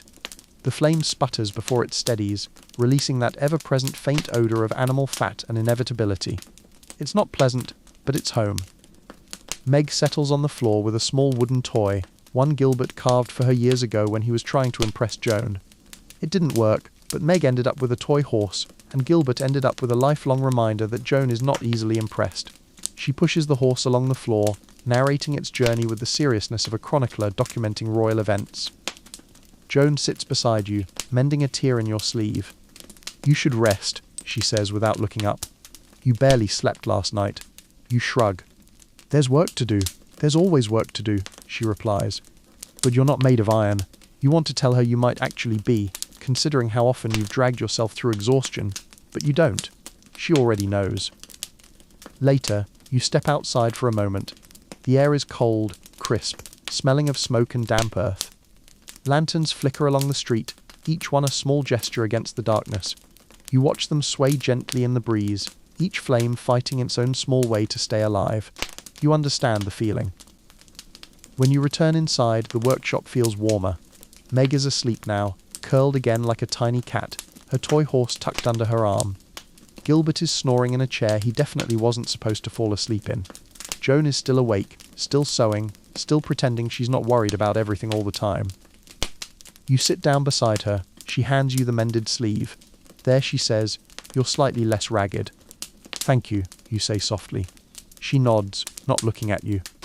"We'll make it through the winter," she says. "I can feel it." And somehow, you believe her. Things aren't perfect, not even close, but for the first time in a long while, they're moving in a direction that feels almost like possibility.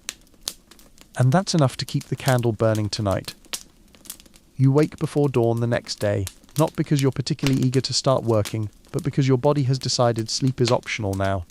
The workshop is cold, the kind of cold that settles into your bones like it's paying rent.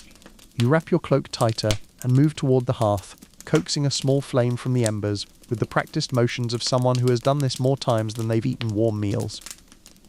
A faint rustling comes from the corner where Gilbert is still sleeping upright in the chair he claimed last night.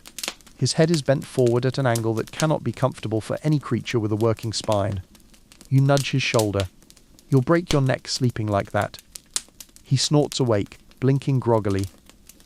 Better than waking up to tallow duty, he mutters. You resist the urge to tell him that. Regrettably, both options remain on the table. The sun begins to creep into the sky as you start preparing the vats. There's something almost comforting about the morning routine. Heating the tallow, checking the wicks, arranging the molds. Predictable work, repetitive. But predictable is good in a world where so little is. You breathe in the smoky air of the workshop, letting the familiarity settle you. Joan appears not long after, already dressed, already assessing what needs to be done with the expression of someone auditing the universe. We're low on flax, she says. And the butcher promised us fat scraps this morning. You should go before someone else gets them. You nod. Competition for butcher scraps is surprisingly fierce. Other candlemakers, soap makers, random people with suspicious jars. Everyone wants a piece of the fat. Meg wakes as you're preparing to leave, rubbing her eyes, hair sticking out like she wrestled a chicken in her sleep. Where are you going? She asks. To the butcher, you say. Fat day. Meg scrunches her nose. It always smells bad there. She is correct, but medieval life smells bad everywhere. The butcher's shop just happens to excel at it. The walk through town is brisk, your breath forming pale clouds in the morning cold. You pass neighbours sweeping their doorways, a baker hauling loaves from his oven, a potter loading his cart for the market. Daily life unfolding in its slow, rhythmic way. Ordinary scenes, but they hold a quiet sort of beauty when you let yourself actually notice them. You rarely do. Today you try. At the butcher's stall, several people are already negotiating aggressively over what essentially amounts to greasy lumps. The butcher spots you and raises a hand. Saved yours, he says, jerking his head toward a bucket that could only be described as medically concerning. You peer inside. It's plentiful, and vaguely alive looking, but it will render well enough. You hand over 2 pennies, painful but necessary, and lug the heavy bucket back through town. You pass a group of gossiping women discussing someone's cousin's neighbour's scandal, as if it's national news.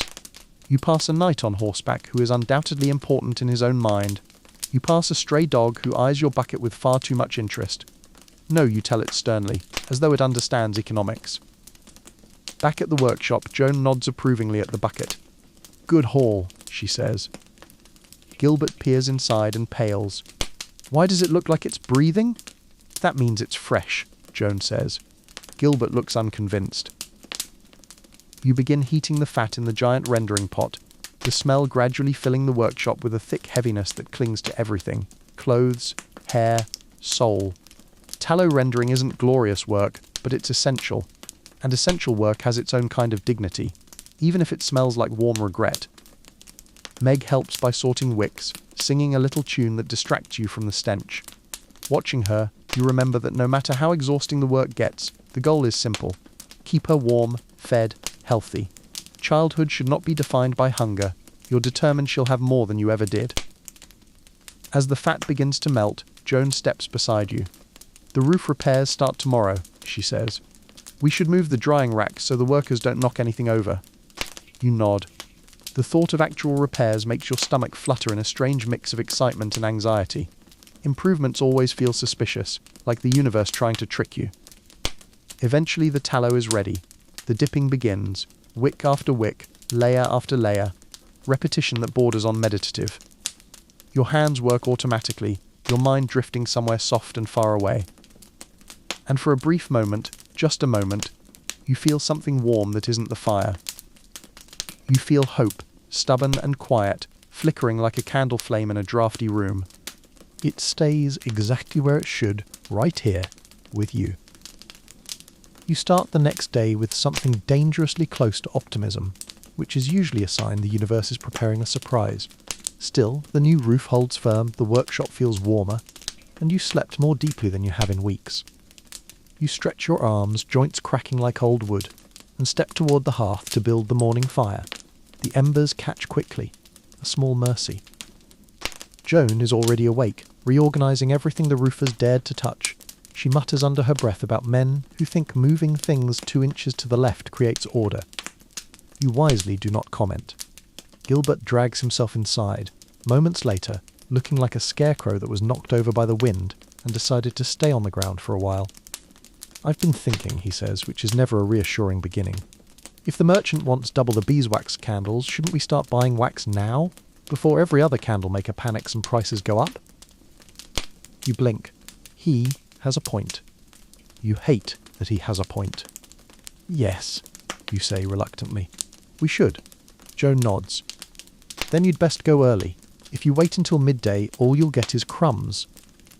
Gilbert shudders in a way that suggests he once encountered beeswax crumbs and it haunts him. Meg wakes soon after, hair sticking up in every direction. She takes one look at Joan bustling about and immediately starts helping by handing her random items Joan did not ask for. "Here's a spoon," she says proudly. "Thank you," Joan mutters, placing it absolutely anywhere that isn't helpful. You head into town with your small pouch of coins, feeling each penny as though it weighs 10 times what it does. Beeswax is expensive, painfully expensive. Some people call it white gold, which would be poetic if it didn't also feel like a personal insult to your wallet. The market is already busy when you arrive, merchants setting up stalls, fishmongers shouting, a potter attempting to convince someone that a cracked bowl is distressed by design. Standard chaos. The wax seller spots you immediately. He's tall, thin, and has an expression suggesting he distrusts anyone who approaches his goods. "Looking for beeswax?" he asks, as though the large display of beeswax in front of him were an unsolved riddle. You nod. He gestures to a tray with small blocks, each one smoother than the last, each priced higher than necessary. "Best batch of the season," he says. "Pure. Clean. Worth every penny." "Everything is worth every penny to the person selling it," you reply, and he chuckles because you're not wrong. You pick up a block, weighing it in your hand. Meg would call it shiny. You call it expensive enough to make your stomach ache. Still, the merchant's order is good money. Very good money. You buy as much as your pouch and your pride allow, and the wax seller wraps everything in linen with the reverence of someone preparing a royal gift. On the way home, you pass the church, its bell tolling for morning mass. You consider stopping, but the thought of sitting silently while thinking about beeswax prices feels spiritually unproductive. Instead, you continue down the street, passing familiar faces, neighbours, bakers, tradespeople, all navigating the slow routine of daily medieval life. So many lives moving in quiet circles. When you reach the workshop, Joan looks up from her spinning wheel. "How much did you get?" she asks. "Not enough," you admit, "but enough to start." Gilbert examines the blocks like a jeweller inspecting gems. Do we have to start tonight?" he asks hopefully. "Not yet," you say, and his shoulders drop in visible relief. Soon, Joan adds, because she believes in honesty and cruelty equally. The rest of the day settles into a familiar rhythm. You dip tallow candles, trim wicks, package finished bundles. Gilbert burns himself once, curses loudly, apologises to Meg, then immediately curses again because he burned himself a second time. Meg draws a little picture of a candle with a smiley face, insisting it's for motivation. You stick it on the wall because it is strangely motivating. As evening approaches, you light a candle, one of your own, and watch its small flame flicker. You think about the merchant's next order, about the money, about the work. Hard work, exhausting work, but work that will push your family another step away from hardship. And maybe, just maybe, towards something like a future. The next morning you wake to the unmistakable sound of rain. Not gentle rain, but ambitious rain.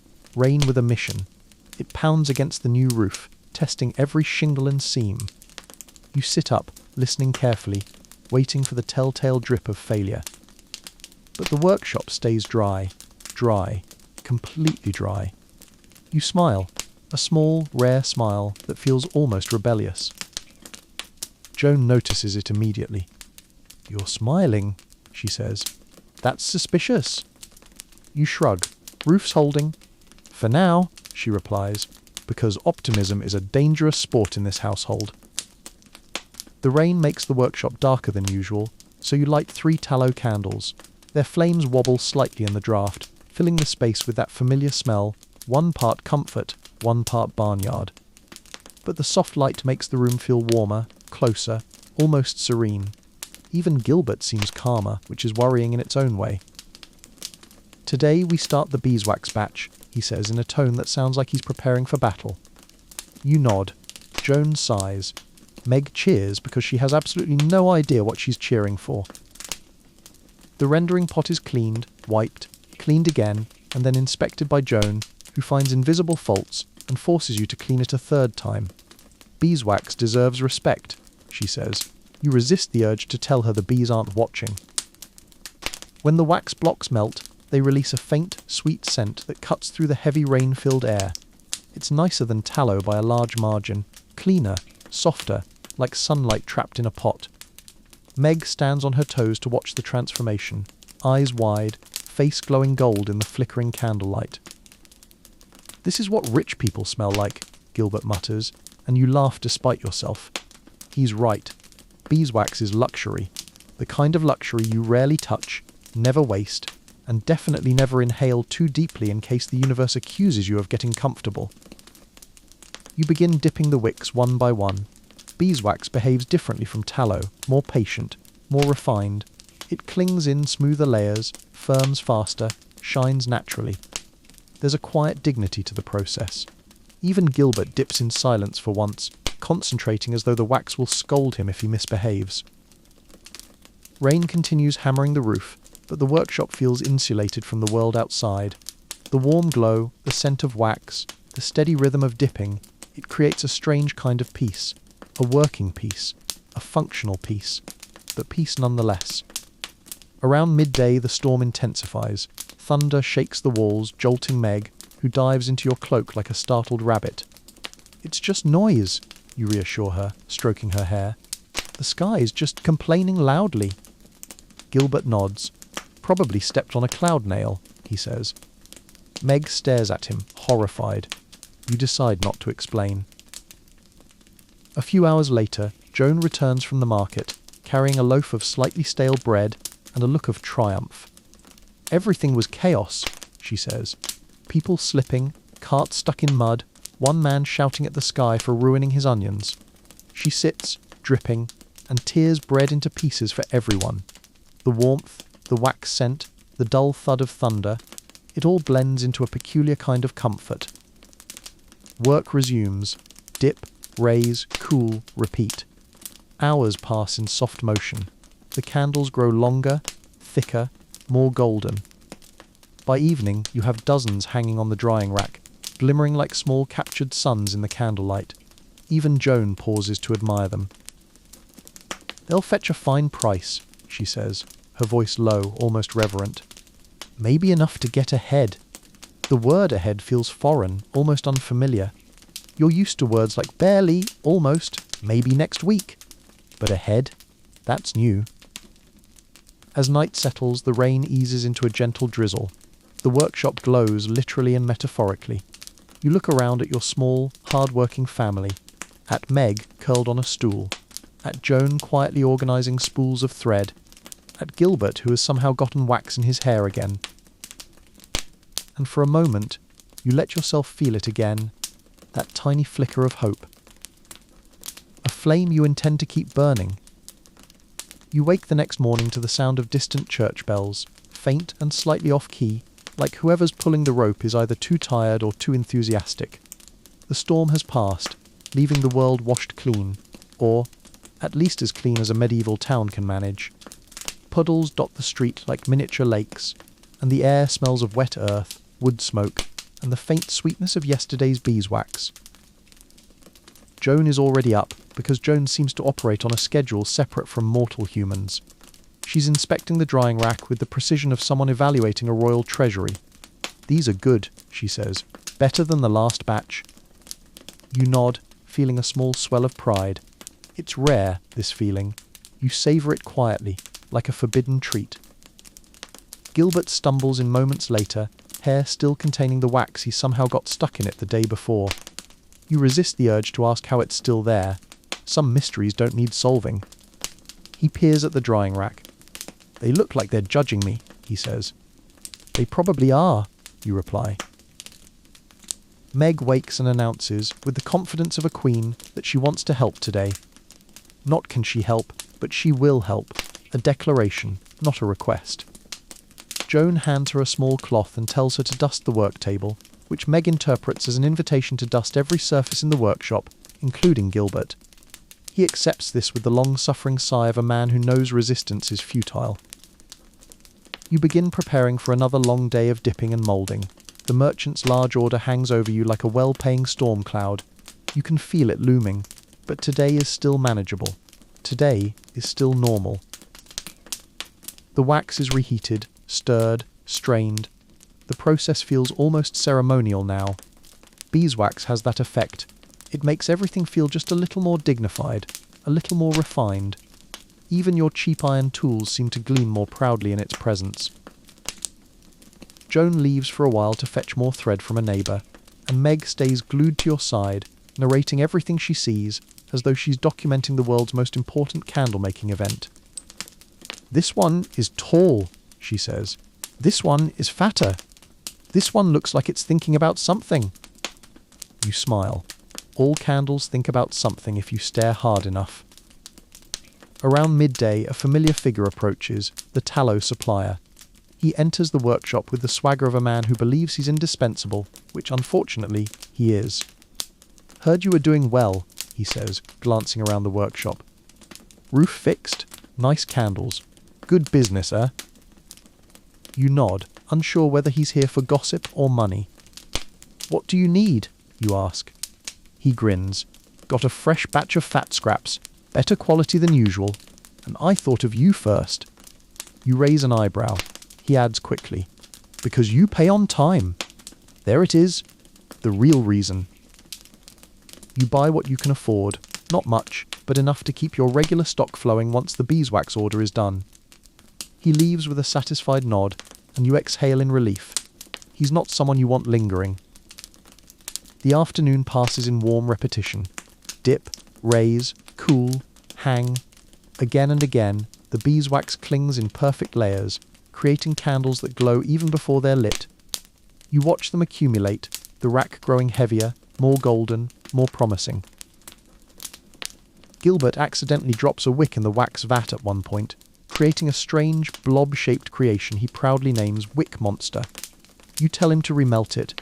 He says he wants to keep it. Joan returns just in time to confiscate it without a word. By evening, the workshop is filled with the soft radiance of beeswax candles drying in careful rows. They look like sunlight frozen in place.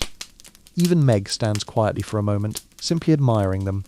"They're beautiful," she whispers, and they are. You light a tallow candle, not wanting to waste the precious wax, and the glow settles around the room like a warm blanket. The day's work is done. More awaits tomorrow. Much more. But tonight, the air is soft, the roof is whole, the candles gleam, and your family is safe. It's enough. For now, it's enough.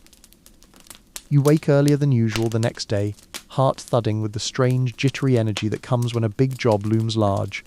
Today is the day you begin shaping the beeswax candles for the merchant. The fine ones, the ones that must look expensive enough to justify their price. These aren't just candles, these are statements. And statements require both skill and patience, both of which you possess only on alternating days. The workshop is unusually quiet. Even Gilbert is silent, staring into his cup of morning broth as though it contains ancient wisdom. Meg hums softly to herself, brushing her toy horse's mane with extreme seriousness. Joan watches all this with folded arms, sensing the tension in the air. "You'll do well," she says finally. You blink. Joan rarely gives compliments before noon. "Just don't rush," she adds, returning to her usual tone. There it is, the comforting sharpness you're used to.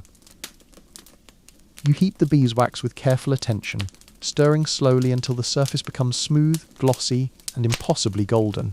The scent fills the room, sweet, clean, warm, a luxury for the senses. You glance at Meg, who inhales deeply. "It smells like summer," she says. You nod. Beeswax always brings a bit of summer with it. The moulds for the merchant's order are lined up like soldiers awaiting inspection. These are carved wooden moulds, etched with delicate patterns, little ridges, grooves, subtle designs that mark the candles as for people with more coins than sense. You check each mould for imperfections, knowing full well that any mistake will be blamed entirely on you. Gilbert helps pour the melted wax into the moulds, though helps is probably generous. He pours too quickly, too slowly, manages to spill nothing, until he spills everything. You take over gently, but firmly. Maybe sort the wicks instead, you say. He nods in relief. Hours pass in focused silence. Pour, tap the mould to remove air bubbles, let it set, remove carefully. Some slide out perfectly smooth, golden, flawless. Others cling stubbornly, forcing you to coax them free like misbehaving livestock. A few crack. Those become practice candles, which is a nice term for Joan will melt these later. By midday, the drying rack is lined with ornate beeswax pillars that look like they belong in a noble's hall. Even Gilbert whistles low. These are impressive, he admits. I almost feel guilty touching them with my hands. You should, Joan says. Meg watches the entire process with fascination, occasionally offering commentary such as, "That one looks like it's glowing on purpose," or "This one is tall, like the church tower." You smile. Children see beauty where adults see expense. The afternoon brings a visitor you did not expect, Father Oswin from the church. He steps inside with an expression halfway between polite interest and judgment. "I heard you're crafting fine candles," he says. "We could use some for the Feast of St. Brigid."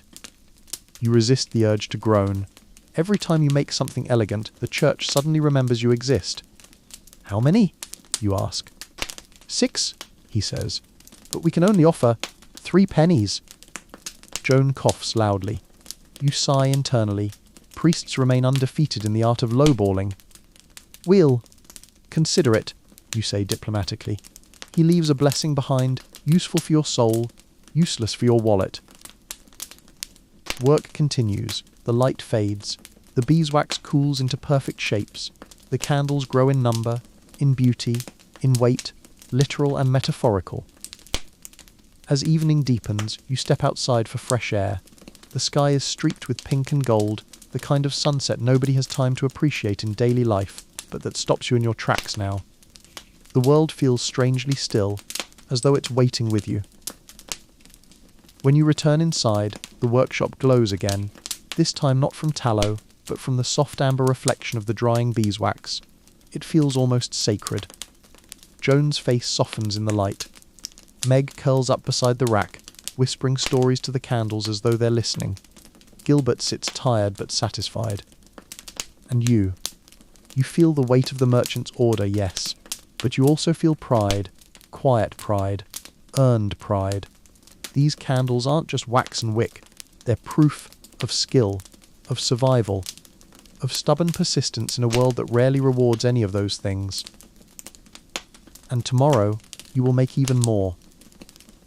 You start the next morning with a sense of wary optimism, which is the medieval equivalent of confidence. The merchant's grand order is more than halfway done, and your workshop smells like honey and warm sunlight, an improvement over its usual bouquet of smoke, sweat, and mild despair. Meg sits at the table eating her morning porridge with the seriousness of a queen reviewing state documents. Gilbert slumps beside her like a defeated potato, and Joan stands by the door already tying her headscarf, ready to tackle the day before the day tackles her. "Big day," Joan says, but in a way that suggests she'll deny ever saying something encouraging if you repeat it. You nod. Today is polishing day, cleaning, trimming wicks, smoothing out imperfections, and checking each beeswax candle against the merchant's original sample. It's time-consuming, meticulous work, and your hands will ache by the end of it. Still, you're proud of what you've made so far. The candles line the racks in neat rows, tall and gold and dignified, like monks standing in attention. Meg finishes her porridge and insists she will help again. You give her a soft cloth and strict instructions to dust only the tables, not people. She solemnly agrees, but immediately wipes Gilbert's shoulder by accident. He sighs, but smiles. You begin by examining each candle from the batch you moulded yesterday. The first few are perfect smooth surface, straight wick, no air pockets. The fourth has a tiny dent near the base, probably from Gilbert accidentally bumping the mould with his elbow, which he will deny until his dying breath. You smooth it gently with warm fingers, coaxing the wax back into shape. Beeswax is forgiving, at least more forgiving than most people in this town. Joan handles the trimming, slicing each wick to an identical length with the precision of a surgeon. Uneven wicks are the mark of sloppy craft, she mutters. You're not sure whether that's an old saying or something she invented 10 seconds ago, but she says it with authority, so it works. Gilbert handles the polishing, or rather, he handles the polishing while trying desperately not to drop anything. His hands are steady enough, but his confidence is fragile. "If I break one," he says, "I'm leaving town forever." "We'll help you pack," Joan replies without looking up. You try not to laugh. The morning passes in quiet harmony, the kind that feels rare and precious. The candles look more beautiful with each completed step, glowing softly even in the dim workshop light. Then, just before midday, someone knocks. You freeze. Knocks during major orders are never good. They usually mean delays, demands, or disappointing news disguised as polite visits. You wipe your hands on a cloth and open the door slowly. It's the merchant's servant. Again, he looks exactly as stiff and expressionless as last time, like someone carved out of slightly annoyed wood. "My master wishes to adjust his order," he says. Your stomach drops. Adjust how? 5 additional candles.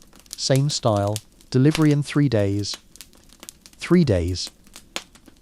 3 days to make 5 more beeswax candles of noble quality. 3 days, with the moulds already in near constant use, your supplies dwindling, and your hands already aching.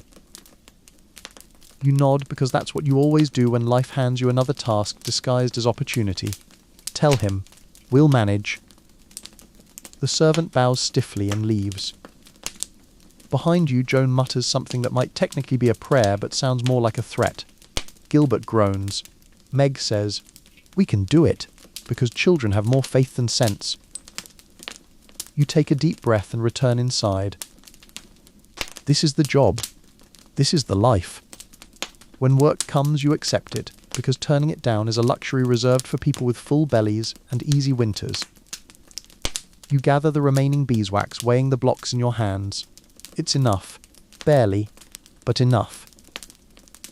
Joan gives you a look that is equal parts sympathy and resolve. "We'll make it happen," she says. And just like that, the workshop becomes a hive again. You heat the wax. Gilbert prepares the moulds. Joan cuts fresh wicks. Meg stands on a stool and watches like she's overseeing a coronation.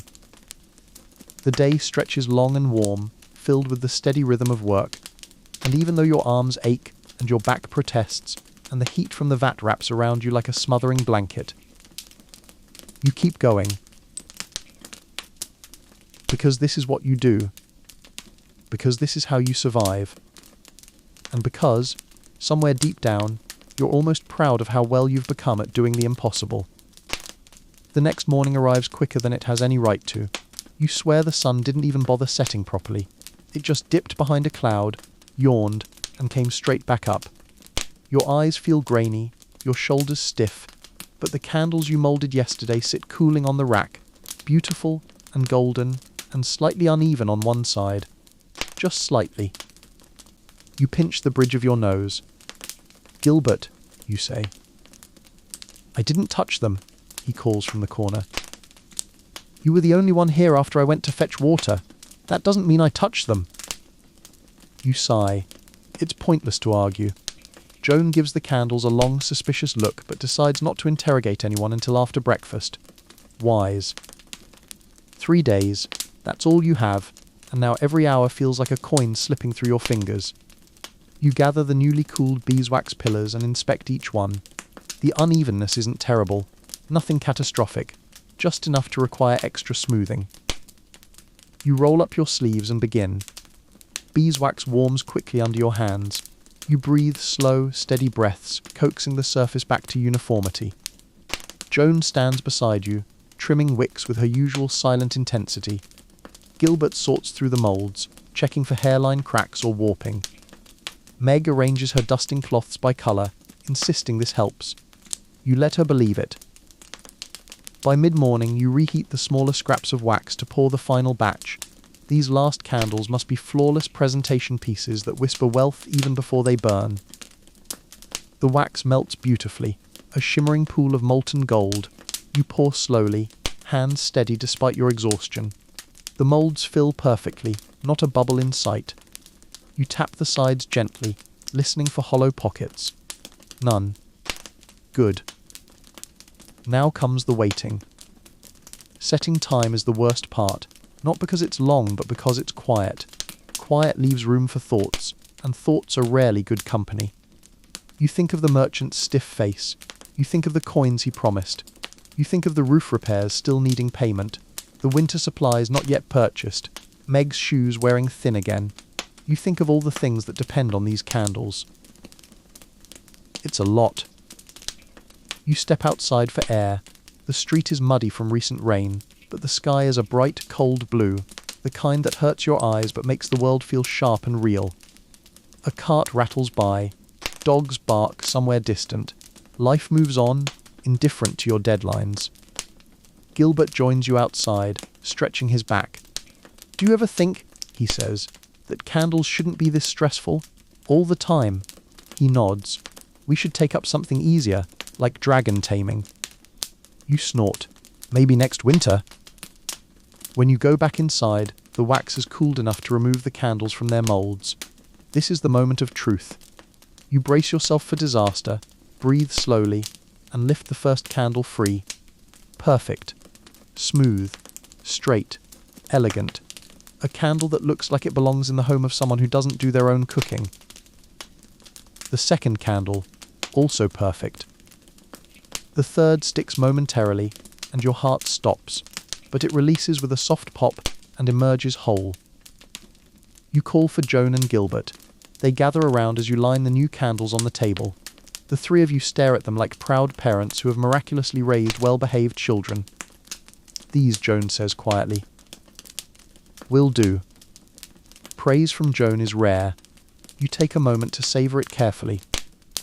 Work continues into the afternoon, polishing, trimming, smoothing.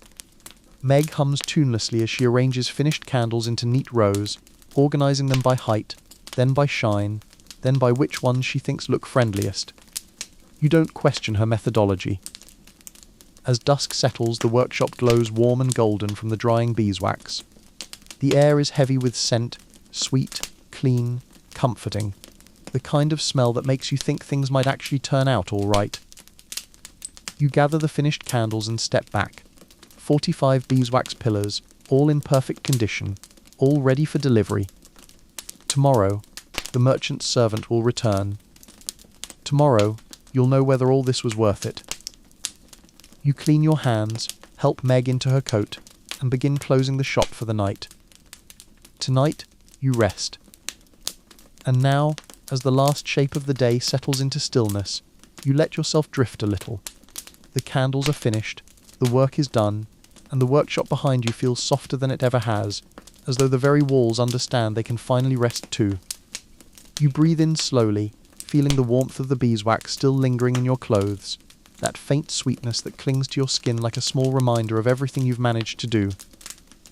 You step outside into the cool evening, where the air moves gently, like it's trying not to wake anyone. The sky stretches wide overhead, dim and patient, scattered with clouds that look like slow-moving ships drifting across a dark sea. For a moment, you just stand there, listening to the quiet, real quiet, the kind that only comes when people have gone home, shutters are closed, and the world has decided there's nothing more to demand of you tonight. Your shoulders loosen, your breath deepens, the day folds itself closed, page by page, until it's no more than a memory softened at the edges. Somewhere behind you, Meg laughs softly at something Joan said. Gilbert mutters about being tired in that dramatic way only he can manage. Their voices blend with the soft crunch of your footsteps, the fading hum of distant voices, and the muted glow of the remaining candles in the windows. You let the calm settle around you like a blanket warm, gentle, a little heavy in the best possible way, the kind of weight that tells you you're safe, that the night is yours now, that nothing is waiting for your attention. The world dims, the light softens, your thoughts drift, slower, quieter, lighter. And, just like a candle reaching the end of its steady burn, you allow yourself to ease into rest.